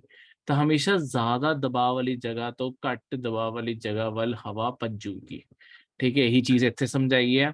ਆ ਦੇਖੋ, ਆ ਬੱਦਲ ਸੀ, ਆ ਏਰੀਆ ਠੰਡਾ। ਦੇਖੋ, ਠੰਡਾ ਜ਼ਰੂਰੀ ਨਹੀਂ ਹੈ ਕਿ ਬਹੁਤ ਵੱਡਾ ਫਰਕ ਹੋਵੇ। ਆਪਾਂ ਮੰਨਦੇ ਹਾਂ ਕਿ ਚਲੋ ਆਪਾਂ ਇੱਥੇ ਲਗਾ ਲੈਂਦੇ ਹਾਂ ਕਿ ਇੱਥੇ 25 ਡਿਗਰੀ ਟੈਂਪਰੇਚਰ ਹੈ, ਅੱਜ ਇੱਥੇ ਧੁੱਪ ਨਿਕਲੀ ਹੋਈ ਹੈ, ਇੱਥੇ 30 ਡਿਗਰੀ ਟੈਂਪਰੇਚਰ ਹੈਗਾ, ਤਾਂ ਹੁਣ 5 ਡਿਗਰੀ ਦਾ ਟੈਂਪਰੇਚਰ ਹੈ, ਪਰ ਕਿਉਂਕਿ ਇੱਥੇ ਤਾਪਮਾਨ ਤਾਂ ਵੀ ਘੱਟ ਹੈ, ਇੱਥੇ ਦਬਾਅ ਜ਼ਿਆਦਾ ਹੋਊਗਾ। ਇਹਦੇ ਕੰਪੈਰੀਜ਼ਨ ਵਿੱਚ ਕੰਪੇਅਰ ਕਰਕੇ ਦੇਖਣਾ, ਕਿਉਂਕਿ ਤਾਪਮਾਨ ਇਹਦਾ ਜ਼ਿਆਦਾ ਇਹ ਤੋਂ, ਤਾਂ ਇਹਦਾ ਦਬਾਅ ਉਹ ਤੋਂ ਘੱਟ ਹੋਊਗਾ। ਹੁਣ ਹੋਊਗਾ ਕੀ, ਕਿਉਂਕਿ ਇਹ ਠੰਡਾ ਇਲਾਕਾ, ਥੋੜੇ ਥੋੜੇ ਪਾਰਟੀਕਲ, ਇਹ ਤੋਂ ਤਾਂ ਜ਼ਿਆਦਾ ਪਾਰਟੀਕਲ ਇੱਥੇ ਕੋਲੇ ਹੋਣਗੇ, ਠੀਕ ਹੈ, ਇੱਥੇ ਦੂਰੀ ਤੇ ਹੋਣਗੇ। ਤਾਂ ਇਹਨਾਂ ਨੂੰ ਲੱਗੂਗਾ ਕਿ ਆਪਾਂ ਇਹਨਾਂ ਵਿੱਚੋਂ ਕੁਝ ਇੱਧਰ ਨੂੰ ਚਲੇ ਜਾਈਏ, ਇੱਥੇ ਜਗ੍ਹਾ ਲੈ ਲਈਏ। ਤਾਂ ਇਸ ਚੀਜ਼ ਨਾਲ ਹੀ ਇੱਕ ਜਗ੍ਹਾ ਤੋਂ ਦੂਜੀ ਜਗ੍ਹਾ ਬਸ ਜਾ ਰਹੇ ਆ, ਇਹ ਜਿਹੜੇ ਇਦਾਂ ਜਾਈ ਜਾ ਰਹੇ ਆ, ਉਹ ਹਵਾ ਬਣ ਜਾਂਦੀ ਹੈ, ਠੀਕ ਹੈ। ਤਾਂ ਘੱਟ ਦਬਾਅ ਤੋਂ ਸੌਰੀ, ਉੱਚ ਦਬਾਅ ਤੋਂ ਘੱਟ ਦਬਾਅ ਵੱਲ ਹਵਾ ਜਾਊਗੀ, ਠੀਕ ਹੈ। ਇਹ ਸਾਰੇ ਦਾ ਸਾਰਾ ਕੰਸੈਪਟ ਯਾਦ ਰੱਖਿਓ। ਹੁਣ ਹਵਾ ਨੂੰ ਆਪਾਂ ਨਾਮ ਕਿੱਦਾਂ ਦਿੰਨੇ ਆ, ਮੈਂ ਤੁਹਾਨੂੰ ਇਹ ਵੀ ਦੱਸ ਦਿੰਨਾ।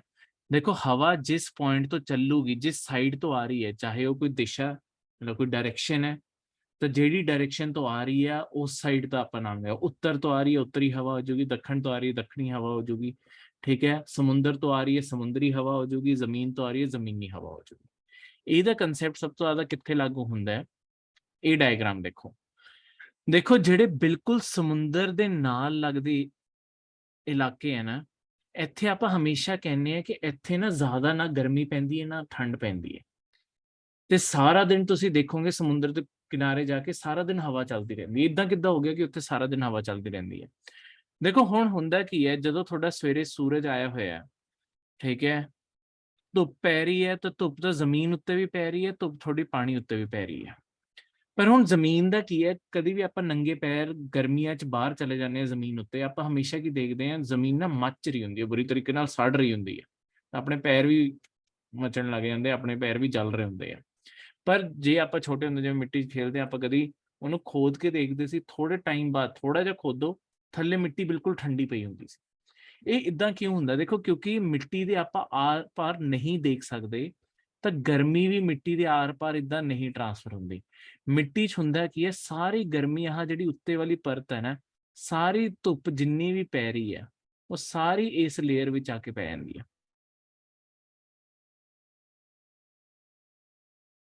ਥੱਲੇ ਸਾਰਾ ਦਾ ਸਾਰਾ ਠੰਡਾ ਪਿਆ। ਪਰ ਜੇ ਤੁਸੀਂ ਗਰਮੀਆਂ ਵਿੱਚ ਪਾਣੀ ਦੇ ਅੰਦਰ ਜਾਓਗੇ, ਮਤਲਬ ਟੈਂਕੀ ਤਾਂ ਪਾਣੀ ਨਹੀਂ, ਉਹ ਤਾਂ ਜਲ ਹੀ ਰਿਹਾ ਹੁੰਦਾ, ਪਰ ਟੈਂਕੀਆਂ ਤਾਂ ਛੋਟੀਆਂ, ਕਿਸੇ ਤਾਲਾਬ ਦੇ ਪਾਣੀ ਜਾਂ ਸਮੁੰਦਰ ਦੇ ਪਾਣੀ ਵਿੱਚ ਜਾਓਗੇ, ਤੁਸੀਂ ਦੇਖੋਗੇ ਸਮੁੰਦਰ ਦਾ ਪਾਣੀ ਠੰਡਾ ਪਿਆ ਹੋਇਆ, ਚਾਹੇ ਜਿੰਨੀ ਮਰਜ਼ੀ ਧੁੱਪ ਪੈ ਰਹੀ ਹੋਵੇ।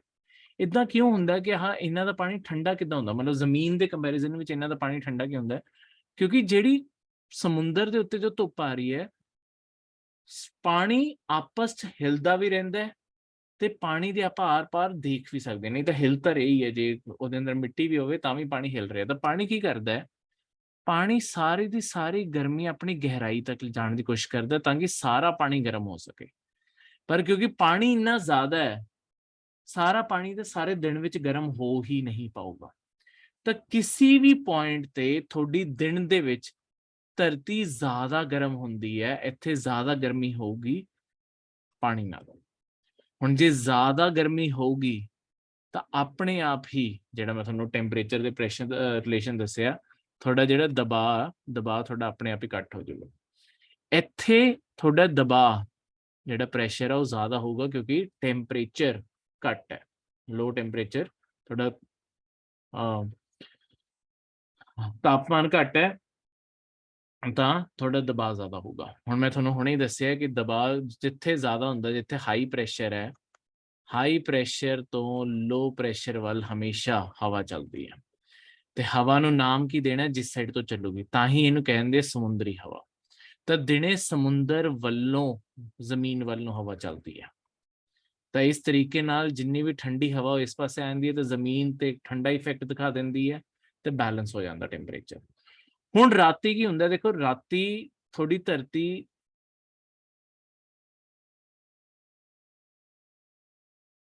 ਇੱਕ ਅਨੋਖਾ ਰੋਲ ਪਲੇ ਕਰ ਰਹੀ। ਕਿਉਂ ਸਾਰਾ ਦਿਨ ਹੋ ਰਹੀ ਹੁੰਦੀ ਹੈ? ਇਹ ਸਾਰੀਆਂ ਚੀਜ਼ਾਂ ਇਸ ਲਈ ਗਰਮ ਹੋ ਰਹੀਆਂ ਹੁੰਦੀਆਂ ਕਿਉਂਕਿ ਜੋ ਰਾਤ ਪਊਗੀ ਨਾ, ਜੇ ਤੁਹਾਡਾ ਸੂਰਜ ਚਲਾ ਗਿਆ ਤੇ ਕੋਈ ਚੀਜ਼ ਗਰਮ ਰੱਖਣ ਨੂੰ ਨਹੀਂ ਹੈਗੀ, ਰਾਤੀ ਇੰਨੀ ਜ਼ਿਆਦਾ ਠੰਡ ਹੋ ਜੂਗੀ ਕਿ ਹਰ ਚੀਜ਼ ਤੁਹਾਡੀ ਜੰਮ ਜੂਗੀ। ਤਾਂ ਨਹੀਂ ਤਾਂ ਆਪਣੀ ਧਰਤੀ ਇਦਾਂ ਦੀ ਹੁੰਦੀ ਕਿ ਰਾਤੀ ਸਭ ਜੰਮ ਜਾਂਦਾ ਹੈ, ਸਵੇਰੇ ਸਭ ਪਿਘਲ ਜਾਂਦਾ ਹੈ, ਰਾਤੀ ਸਭ ਜੰਮ ਜਾਂਦਾ, ਸਵੇਰੇ ਸਭ ਪਿਘਲ ਜਾਂਦਾ, ਤਾਂ ਇਦਾਂ ਚੱਲਦਾ। ਪਰ ਆਪਣੀ ਧਰਤੀ ਨੇ ਤਾਪਮਾਨ ਨੂੰ ਮੇਨਟੇਨ ਕਰਨ ਦਾ ਤਰੀਕਾ ਲੱਭ ਲਿਆ। ਉਹ ਕੀ ਕਰਦੀ ਹੈ, ਜਿਹੜੀ ਹੁਣ ਆਪਣਾ ਚਾਹੇ ਜ਼ਮੀਨ ਹੈ ਚਾਹੇ ਪਾਣੀ ਹੈ, ਇਹ ਸਾਰਾ ਦਿਨ ਗਰਮੀ ਸੋਖਦੇ ਰਹਿੰਦੇ ਆ, ਤਾਂ ਕਿ ਇਹ ਗਰਮ ਹੋ ਜਾਣ, ਪਾਣੀ ਵੀ ਆਪਣੀ ਗਹਿਰਾਈਆਂ ਤੱਕ ਗਰਮੀ ਲੈ ਜੇ। ਪਾਣੀ ਡਰਾ ਕਰ ਦੇਣਾ ਮੈਂ, ਪਾਣੀ ਵੀ ਥੋੜੀ ਗਰਮੀਆਂ ਤੱਕ ਮਤਲਬ ਪਾਣੀ ਵੀ ਗਹਿਰਾਈਆਂ ਤੱਕ ਗਰਮੀ ਲੈ ਜੇ। ਹੁਣ ਜਦੋਂ ਰਾਤ ਪਊਗੀ, ਇਹ ਉੱਤੇ ਜਿਹੜੀ ਇਹਨਾਂ ਦੇ ਉੱਤੇ ਹਵਾ ਹੈ, ਇਹਨੂੰ ਗਰਮੀ ਦੇਣਾ ਸ਼ੁਰੂ ਕਰਦੇ ਆ, ਇਹ ਸਾਰੀ ਗਰਮੀ ਇੱਥੋਂ ਕੱਢਣਾ ਸ਼ੁਰੂ ਕਰਨਗੇ। ਹੁਣ ਜਦੋਂ ਗਰਮੀ ਇਹਨੂੰ ਕੱਢਣਾ ਸ਼ੁਰੂ ਕਰਨਗੇ ਤਾਂ ਹੋਊਗਾ ਕਿ ਥੋੜੀ ਹੌਲੀ ਹੌਲੀ ਇਹਨਾਂ ਦੀ ਗਰਮੀ ਜਿੰਨੀ ਇਹਨਾਂ ਨੇ ਐਬਜ਼ੌਰਬ ਕੀਤੀ ਸੀ ਸਾਰੀ ਖਤਮ ਹੋਣ ਲੱਗ ਜਾਂਦੀ ਹੈ। ਦੇਖੋ ਧਰਤੀ ਦਾ ਆਪਣਾ ਸਾਈਕਲ ਇਦਾਂ ਹੁੰਦਾ ਹੈ, ਸਾਰਾ ਦਿਨ ਗਰਮੀ ਲੋ, ਤੁਹਾਡਾ ਓਜ਼ੋਨ ਵੀ ਲੈ ਰਹੀ ਹੈ, ਤੁਹਾਡੇ ਹੋਰ ਬੱਦਲ ਵੀ ਗਰਮੀ ਲੈ ਰਹੇ ਹੈ, ਤੁਹਾਡੀ ਕਾਰਬਨ ਡਾਈਆਕਸਾਈਡ ਵਰਗੀਆਂ ਗੈਸਾਂ ਵੀ ਗਰਮੀ ਫੜਦੀਆਂ, ਤੁਹਾਡੀ ਧਰਤੀ ਵੀ ਗਰਮੀ ਫੜ ਰਹੀ ਹੈ, ਸਮੁੰਦਰ ਵੀ ਗਰਮੀ ਫੜ ਰਿਹਾ, ਸਾਰੀ ਚੀਜ਼ਾਂ ਗਰਮੀ ਫੜ ਰਹੀਆਂ। ਸਾਰੀ ਰਾਤ ਵਿੱਚ ਕੀ ਹੁੰਦਾ? ਸਭ ਤੋਂ ਪਹਿਲਾਂ ਵਾਯੂਮੰਡਲ ਆਪਣੀ ਗਰਮੀ ਸਪੇਸ ਵਿੱਚ ਛੱਡਣਾ ਸ਼ੁਰੂ ਕਰ ਦਿੰਦਾ ਹੈ। ਥੱਲੋਂ ਦੀ ਧਰਤੀ ਤੇ ਪਾਣੀ ਤੋਂ ਗਰਮੀ ਆਂਦੀ ਜਾ ਰਹੀ ਹੈ ਉਹਦੇ ਅੰਦਰ, ਹੌਲੀ ਹੌਲੀ ਉਹ ਵੀ ਗਰਮੀ ਤੁਹਾਡੀ ਜਿਹੜੀ ਹੈਗੀ ਆ ਉਹ ਸਪੇਸ ਵੱਲ ਨੂੰ ਛੱਡਣਾ ਸ਼ੁਰੂ ਕਰ ਦੂਗਾ। ਇਸ ਤਰੀਕੇ ਨਾਲ ਤੁਹਾਡੀ ਸਾਰੀ ਦੀ ਸਾਰੀ ਗਰਮੀ ਬਾਹਰ ਨਿਕਲਣੀ ਸ਼ੁਰੂ ਹੋ ਜਾਂਦੀ ਹੈ, ਠੀਕ ਹੈ। ਤੇ ਇਹੀ ਕਾਰਨ ਪੈਂਦਾ ਹੈ ਕਿ ਸਵੇਰ ਤੱਕ ਤੁਹਾਡੀ ਧਰਤੀ ਫਿਰ ਤੋਂ ਬਿਲਕੁਲ ਫਰੈਸ਼ ਹੋ ਚੁੱਕੀ ਹੁੰਦੀ ਹੈ ਨਵੀਂ ਗਰਮੀ ਅਬਜ਼ੌਰਬ ਕਰਨ ਲਈ, ਕਿਉਂਕਿ ਜੇ ਪਿਛਲੇ ਹੱਦ ਤੋਂ ਜ਼ਿਆਦਾ ਹੀਟ ਹੋਣ ਲੱਗ ਜੂਗੀ, ਗਰਮ ਹੋਣ ਲੱਗ ਜੂਗੀ, ਤਾਂ ਆਪਣੀ ਧਰਤੀ ਨੇ ਇਸ ਤਰੀਕੇ ਸਾਈਕਲ ਬਣਾਇਆ ਕਿ ਸਵੇਰ ਤੱਕ ਸਾਰੀ ਗਰਮੀ ਕੱਢ ਦੋ, ਸਵੇਰੇ ਫਰੈਸ਼ ਗਰਮੀ ਲਵਾਂਗੇ, ਫਿਰ ਰਾਤੀ ਉਹ ਗਰਮੀ ਰਿਲੀਜ਼ ਕਰ ਦਾਂਗੇ ਅਗਲੇ ਦਿਨ ਫਿਰ। ਤਾਂ ਇਹ ਬਜਟ ਬਣਾਇਆ ਹੋਇਆ ਧਰਤੀ ਨੇ ਆਪਣਾ ਕਿ ਸਾਰੀ ਗਰਮੀ ਰਾਤੋਂ ਰਾਤ ਕੱਢ ਦੇਣੀ ਹੈ। ਤਾਂ ਹੁਣ ਜਦੋਂ ਰਾਤ ਹੁੰਦੀ ਹੈ ਸਾਰੀ ਜਗ੍ਹਾ ਤੋਂ ਇਹ ਗਰਮੀ ਨਿਕਲਣੀ ਸ਼ੁਰੂ ਹੋ ਗਈ। ਹੁਣ ਦੇਖੋ ਗੱਲ ਕੀ ਹੈ ਕਿ ਜਿਹੜੀ ਧਰਤੀ ਹੈ, ਜਿਹੜੀ ਜ਼ਮੀਨ ਹੈ, ਜ਼ਮੀਨ ਨੇ ਤਾਂ ਥੋੜੀ ਜਿਹੀ ਲੇਅਰ ਵਿੱਚ ਹੀ ਤਾਂ ਗਰਮੀ ਰੱਖੀ ਸੀ, ਇਹਦੀ ਗਰਮੀ ਬਹੁਤ ਛੇਤੀ ਖਤਮ ਹੋ ਜਾਂਦੀ ਹੈ। ਪਰ ਜਿਹੜਾ ਪਾਣੀ ਹੈ, ਪਾਣੀ ਜਿਹੜਾ ਗਹਿਰਾਈਆਂ ਤੱਕ ਗਰਮੀ ਲੈ ਗਿਆ, ਹੁਣ ਕੱਢ ਕੇ ਵੀ ਤਾਂ ਥੱਲੋਂ ਦੀ ਲਿਆਣੀ ਪੈਣੀ ਹੈ ਸਾਰੀ ਗਰਮੀ, ਤਾਂ ਇਹਨੂੰ ਟਾਈਮ ਜ਼ਿਆਦਾ ਲੱਗਦਾ। ਤਾਂ ਹੁਣ ਹੁੰਦਾ ਕੀ ਹੈ, ਦੇਖੋ ਜ਼ਮੀਨ, ਹੁਣ ਜ਼ਮੀਨ ਦਾ ਜਿਹੜਾ ਫੈਕਟ ਹੋ ਗਿਆ, ਜ਼ਮੀਨ ਸਵੇਰੇ ਗਰਮ ਵੀ ਛੇਤੀ ਹੋ ਜਾਂਦੀ ਹੈ, ਜ਼ਮੀਨ ਰਾਤੀ ਠੰਡੀ ਵੀ ਛੇਤੀ ਹੋ ਜਾਂਦੀ ਹੈ। ਹੁਣ ਜੇ ਜ਼ਮੀਨ ਠੰਡੀ ਹੈ ਤਾਂ ਇੱਥੇ ਤੁਹਾਡਾ ਹੁਣ ਦਬਾਅ ਵੱਧ ਜਾਊਗਾ ਕਿਉਂਕਿ ਤਾਪਮਾਨ ਘਟ ਗਿਆ, ਇੱਥੇ ਤੁਹਾਡਾ ਦਬਾਅ ਇਹਦੇ ਕੰਪੈਰੀਜ਼ਨ ਇੱਥੇ ਤੁਹਾਡਾ ਦਬਾਅ ਘੱਟ ਹੋਊਗਾ ਕਿਉਂਕਿ ਪਾਣੀ ਹਜੇ ਵੀ ਗਰਮ ਹੈ, ਪਾਣੀ ਹੌਲੀ ਹੌਲੀ ਆਪਣੀ ਗਰਮੀ ਬਾਹਰ ਕੱਢ ਰਿਹਾ ਹੈ, ਜ਼ਮੀਨ ਕੱਢ ਚੁੱਕੀ ਹੈ। ਤਾਂ ਹੁਣ ਹਵਾ ਆਪਣਾ ਰੁਖ ਬਦਲ ਦਿੰਦੀ ਹੈ, ਰਾਤੀ ਜ਼ਮੀਨ ਤੋਂ ਪਾਣੀ ਵੱਲ ਨੂੰ ਹਵਾ ਚੱਲਣੀ ਸ਼ੁਰੂ ਹੁੰਦੀ ਹੈ, ਠੀਕ ਹੈ। ਇਸ ਹਵਾ ਨੂੰ ਕਹਿੰਦੇ ਆ ਜ਼ਮੀਨੀ ਹਵਾ, ਠੀਕ ਹੈ। ਜਿਸ ਸਾਈਡ ਤੋਂ ਚੱਲੂਗੀ ਉਸ ਸਾਈਡ ਤੋਂ ਨਾ। ਹੁਣ ਪੇਪਰ ਵਿੱਚ ਕਈ ਵਾਰੀ ਕੀ ਹੁੰਦਾ, ਇਹ ਕੰਸੈਪਟ ਤੇ ਪਹਿਲਾਂ ਵੀ ਕੁਐਸਚਨ ਆਏ ਹੋਏ ਆ, ਕੰਸੈਪਟ ਤੁਹਾਨੂੰ ਕਈ ਵਾਰੀ ਨਾ ਅੰਦਰ ਤੱਕ ਨਹੀਂ ਪੁੱਛਿਆ ਜਾਂਦਾ, ਥੋੜੀ ਕਲੈਰਿਟੀ ਜਾਣੀ ਜਾਂਦੀ ਹੈ ਕਿ ਤੁਹਾਨੂੰ ਐਕਚੁਅਲੀ ਪਤਾ ਹੈ ਕੰਸੈਪਟ ਜਾਂ ਨਹੀਂ। ਤਾਂ ਤੁਹਾਨੂੰ ਸਿੰਪਲੀ ਇਹ ਪੁੱਛਿਆ ਜਾ ਸਕਦਾ ਹੈ ਕਿ ਤੁਸੀਂ ਸਮੁੰਦਰ ਦੇ ਕਿਨਾਰੇ ਗਏ ਹੋਏ ਹੋ, ਤੁਸੀਂ ਅਤੇ ਕੋਈ ਟਾਈਮ ਦੇ ਦੇਣਗੇ, ਲੈਟਸ ਸਪੋਜ਼ ਦੁਪਹਿਰ ਦੇ 2:30 ਵੱਜ ਰਹੇ ਆ, ਦੁਪਹਿਰ ਦੇ 2:30 ਵੱਜ ਰਹੇ ਆ, ਤੁਸੀਂ ਸਮੁੰਦਰ ਦੇ ਕਿਨਾਰੇ ਖੜੇ ਹੋ, ਤੁਸੀਂ ਸਮੁੰਦਰ ਨੂੰ ਦੇਖ ਰਹੇ ਹੋ, ਠੀਕ ਹੈ। ਕੋਈ ਹੋਰ ਫालतू ਦੀ ਇਨਫੋਰਮੇਸ਼ਨ ਵੀ ਕਈ ਵਾਰੀ ਨਾਲ ਜੋੜ ਦਿੰਦੀ ਹੈ ਕਿ ਬੱਚੇ ਇਦਾਂ ਕਨਫਿਊਜ਼ ਹੋ ਜਾਣ ਕਿ ਤੁਹਾਡਾ ਇੱਕ ਨਾਲ ਦੋਸਤ ਵੀ ਹੈ, ਕੋਈ ਵੀ ਹੈ, ਕੁਝ ਵੀ ਹੈ।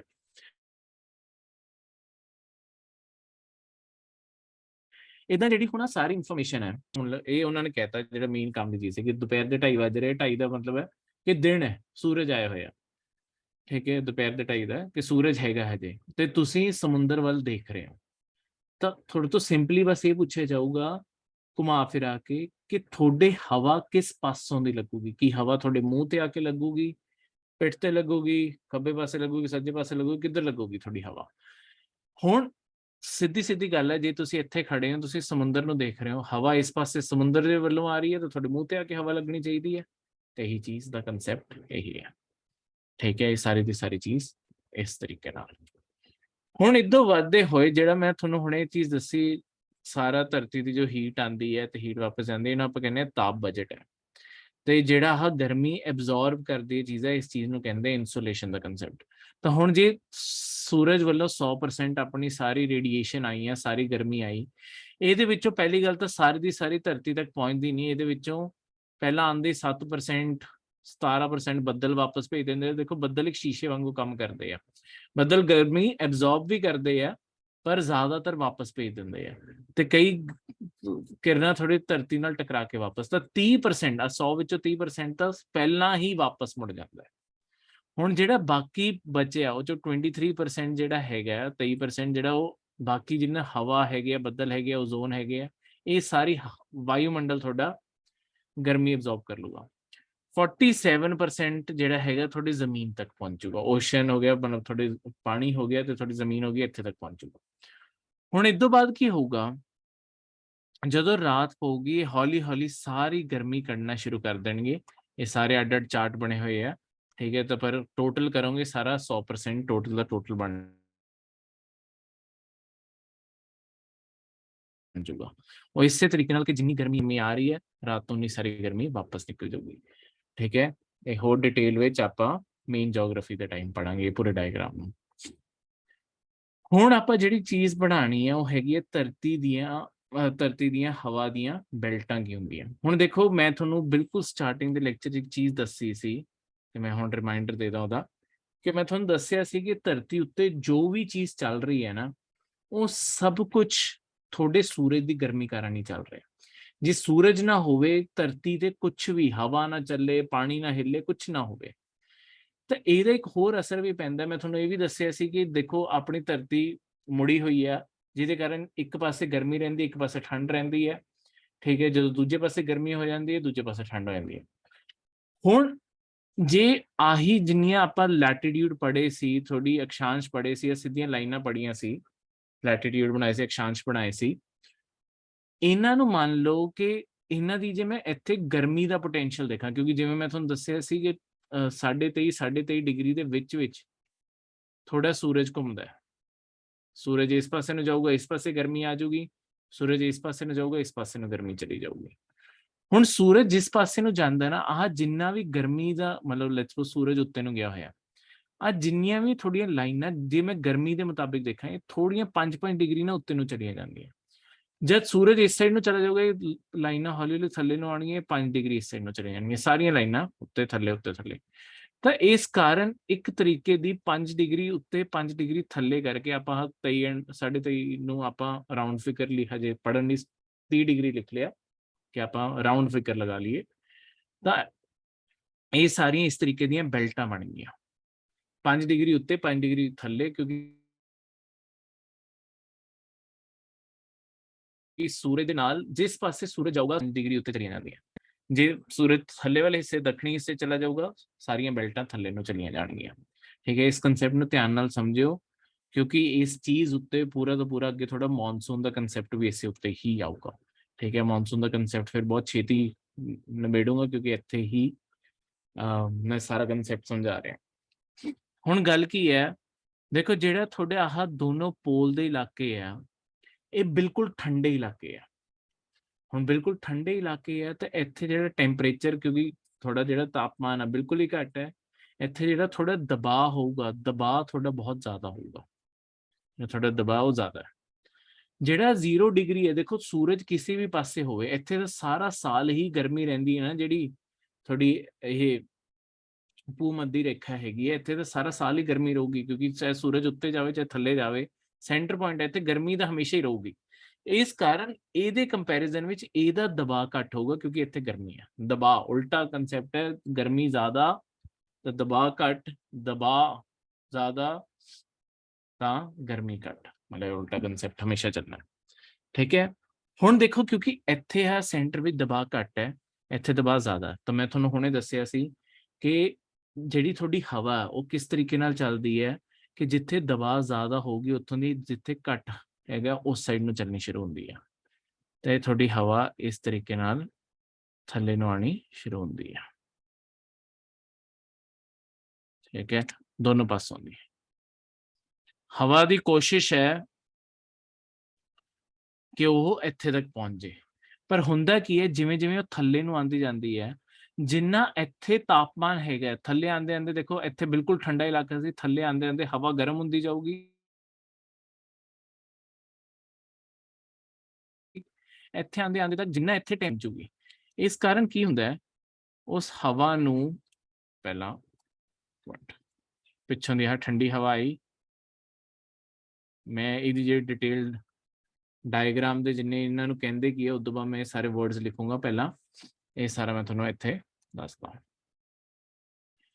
ਇਹ ਹਵਾ ਇੰਨੇ ਬਰਾਬਰ ਦੇ ਤਾਪਮਾਨ ਤੇ ਆ ਗਈ, ਤਾਂ ਥੱਲੇ ਪਹੁੰਚਣ ਤੋਂ ਪਹਿਲਾਂ ਹੀ ਇੱਥੋਂ ਵਾਪਸ ਮੁੜਨੀ ਸ਼ੁਰੂ ਹੋ ਗਈ, ਕਿਉਂਕਿ ਤਾਪਮਾਨ ਇਹ ਇੰਨਾ ਪਹੁੰਚ ਚੁੱਕਿਆ, ਤੇ ਵਾਪਸ ਮੁੜ ਜਾਂਦੇ ਉੱਤੇ ਨੂੰ, ਮਤਲਬ ਹਵਾ ਆਈ ਉੱਤੇ ਨੂੰ ਉੱਠ ਗਈ, ਕਿਉਂਕਿ ਗਰਮ ਹੋ ਗਈ ਹੈ, ਉੱਤੇ ਨੂੰ ਉੱਠ ਗਈ, ਉੱਤੇ ਵਾਲੇ ਐਟਮੋਸਫੇਅਰ ਤੇ ਗਈ, ਉੱਤੇ ਵਾਲੇ ਵਾਯੂਮੰਡਲ ਤੇ ਗਈ, ਵਾਪਸ ਪਿੱਛੇ ਨੂੰ ਮੁੜ ਗਈ, ਪਿੱਛੇ ਜਾ ਕੇ ਗਿਰਨ ਲੱਗ ਗਈ, ਤੇ ਇਸ ਤਰੀਕੇ ਨੂੰ ਉੱਤੇ ਗਈ, ਠੰਡੀ ਹੋ ਗਈ, ਤੇ ਠੰਡੀ ਹਵਾ ਵਾਪਸ ਪੋਲ ਦੇ ਏਰੀਆ ਵਿੱਚ ਹੀ ਜਾ ਕੇ ਗਿਰਦੀ ਹੈ, ਤੇ ਇਦਾਂ ਇੱਕ ਪੂਰਾ ਸਾਈਕਲ ਬਣਾ ਲੈਂਦੀ ਹੈ। ਠੰਡੀ ਹਵਾ ਆਊਗੀ, ਗਰਮ ਹੋਊਗੀ, ਉੱਤੇ ਨੂੰ ਜਾਊਗੀ, ਠੰਡੀ ਹੋ ਜਾਊਗੀ, ਫਿਰ ਗਿਰ ਚੁੱਕੀ।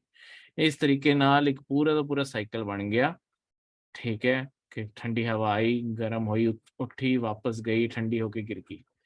ਤਾਂ ਇਸ ਤਰੀਕੇ ਨਾਲ ਦੋਨੋਂ ਪਾਸੇ ਇਦਾਂ ਗਈ ਹਵਾ, ਮੈਂ ਪਹਿਲਾਂ ਇਦਾਂ ਮੋੜ ਕੇ ਬਣਾ ਦਾਂ, ਠੀਕ ਹੈ। ਤਾਂ ਇਸ ਤਰੀਕੇ ਨਾਲ, ਠੀਕ ਹੈ।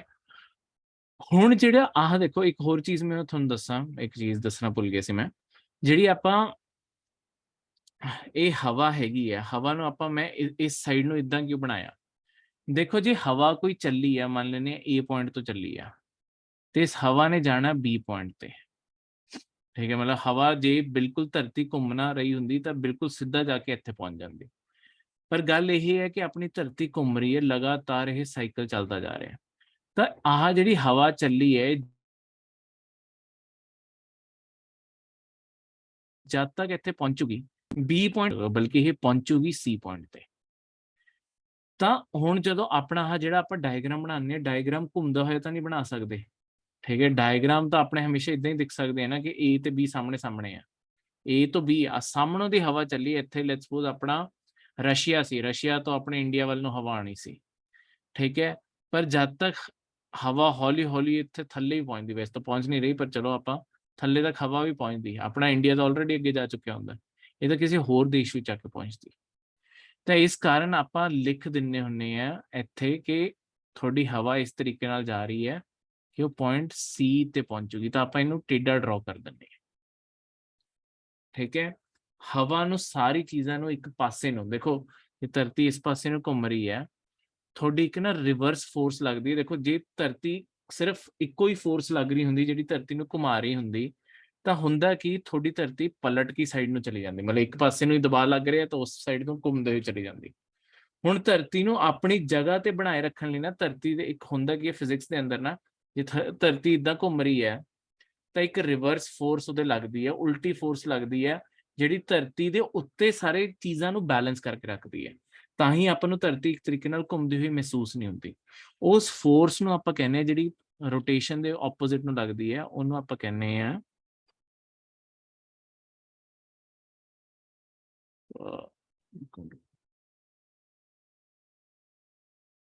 ਕੋਰੀਓਲਿਸ, ਕੋਰੀਓਲਿਸ ਫੋਰਸ। ਠੀਕ ਹੈ, ਉਸ ਫੋਰਸ ਨੂੰ ਆਪਾਂ ਕਹਿੰਦੇ ਆ ਕੋਰੀਓਲਿਸ ਫੋਰਸ। ਠੀਕ ਹੈ, ਤਾਂ ਇਸ ਤਰੀਕੇ ਨਾਲ ਕੋਰੀਓਲਿਸ ਫੋਰਸ ਐਗਜ਼ਿਸਟ ਕਰਦੀ ਹੈ, ਤਾਂ ਇਹ ਉਲਟੇ ਪਾਸੇ ਨੂੰ ਚੱਲਦੀ ਹੈ। ਠੀਕ ਹੈ, ਤਾਂ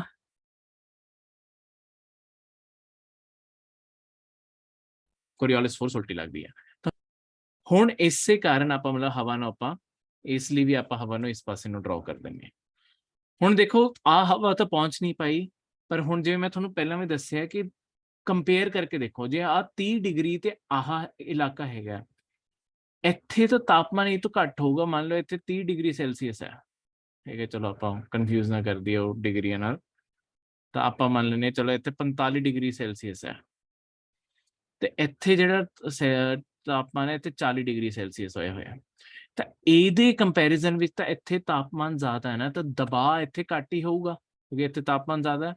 ਤਾਂ ਇਸ ਕਾਰਨ ਇੱਥੇ ਨਾ ਲੋਕਲ ਹਵਾਵਾਂ ਵੀ ਚੱਲਣੀਆਂ ਸ਼ੁਰੂ ਹੋ ਜਾਂਦੀਆਂ, ਇਸ ਪਾਸੇ ਨੂੰ ਆਹ ਥੱਲੇ ਨੂੰ ਆਉਣ ਲੱਗ ਜਾਂਦੀਆਂ। ਠੀਕ ਹੈ, ਇਸ ਤਰੀਕੇ ਨਾਲ ਇਹ ਹਵਾ ਇੱਥੇ ਸੈਂਟਰ ਤੇ ਪਹੁੰਚਣ ਦੀ ਕੋਸ਼ਿਸ਼ ਕਰਦੀ ਹੈ ਤਾਂ ਕਿ ਸਾਰੇ ਤੁਹਾਡੇ ਵਾਯੂਮੰਡਲ ਦਾ ਤਾਪਮਾਨ ਬਰਾਬਰ ਕਰ ਦੇ, ਸਾਰੇ ਧਰਤੀ ਦੇ ਵਾਯੂਮੰਡਲ ਦਾ ਤਾਪਮਾਨ ਬਰਾਬਰ ਹੋ ਜਾਏ।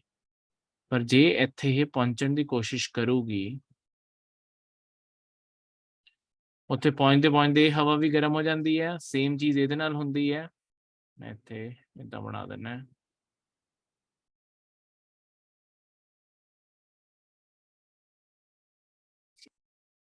ਦੂਜੇ ਪਾਸੇ ਬਣਾ ਲਾ ਬਸ ਇੱਕ ਵਾਰੀ।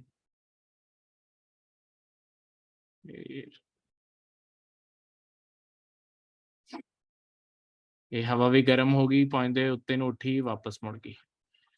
ਠੀਕ ਹੈ, ਇਹ ਹਵਾ ਵੀ ਗਰਮ ਹੋਈ, ਉੱਠੀ ਵਾਪਸ ਮੁੜ ਗਈ।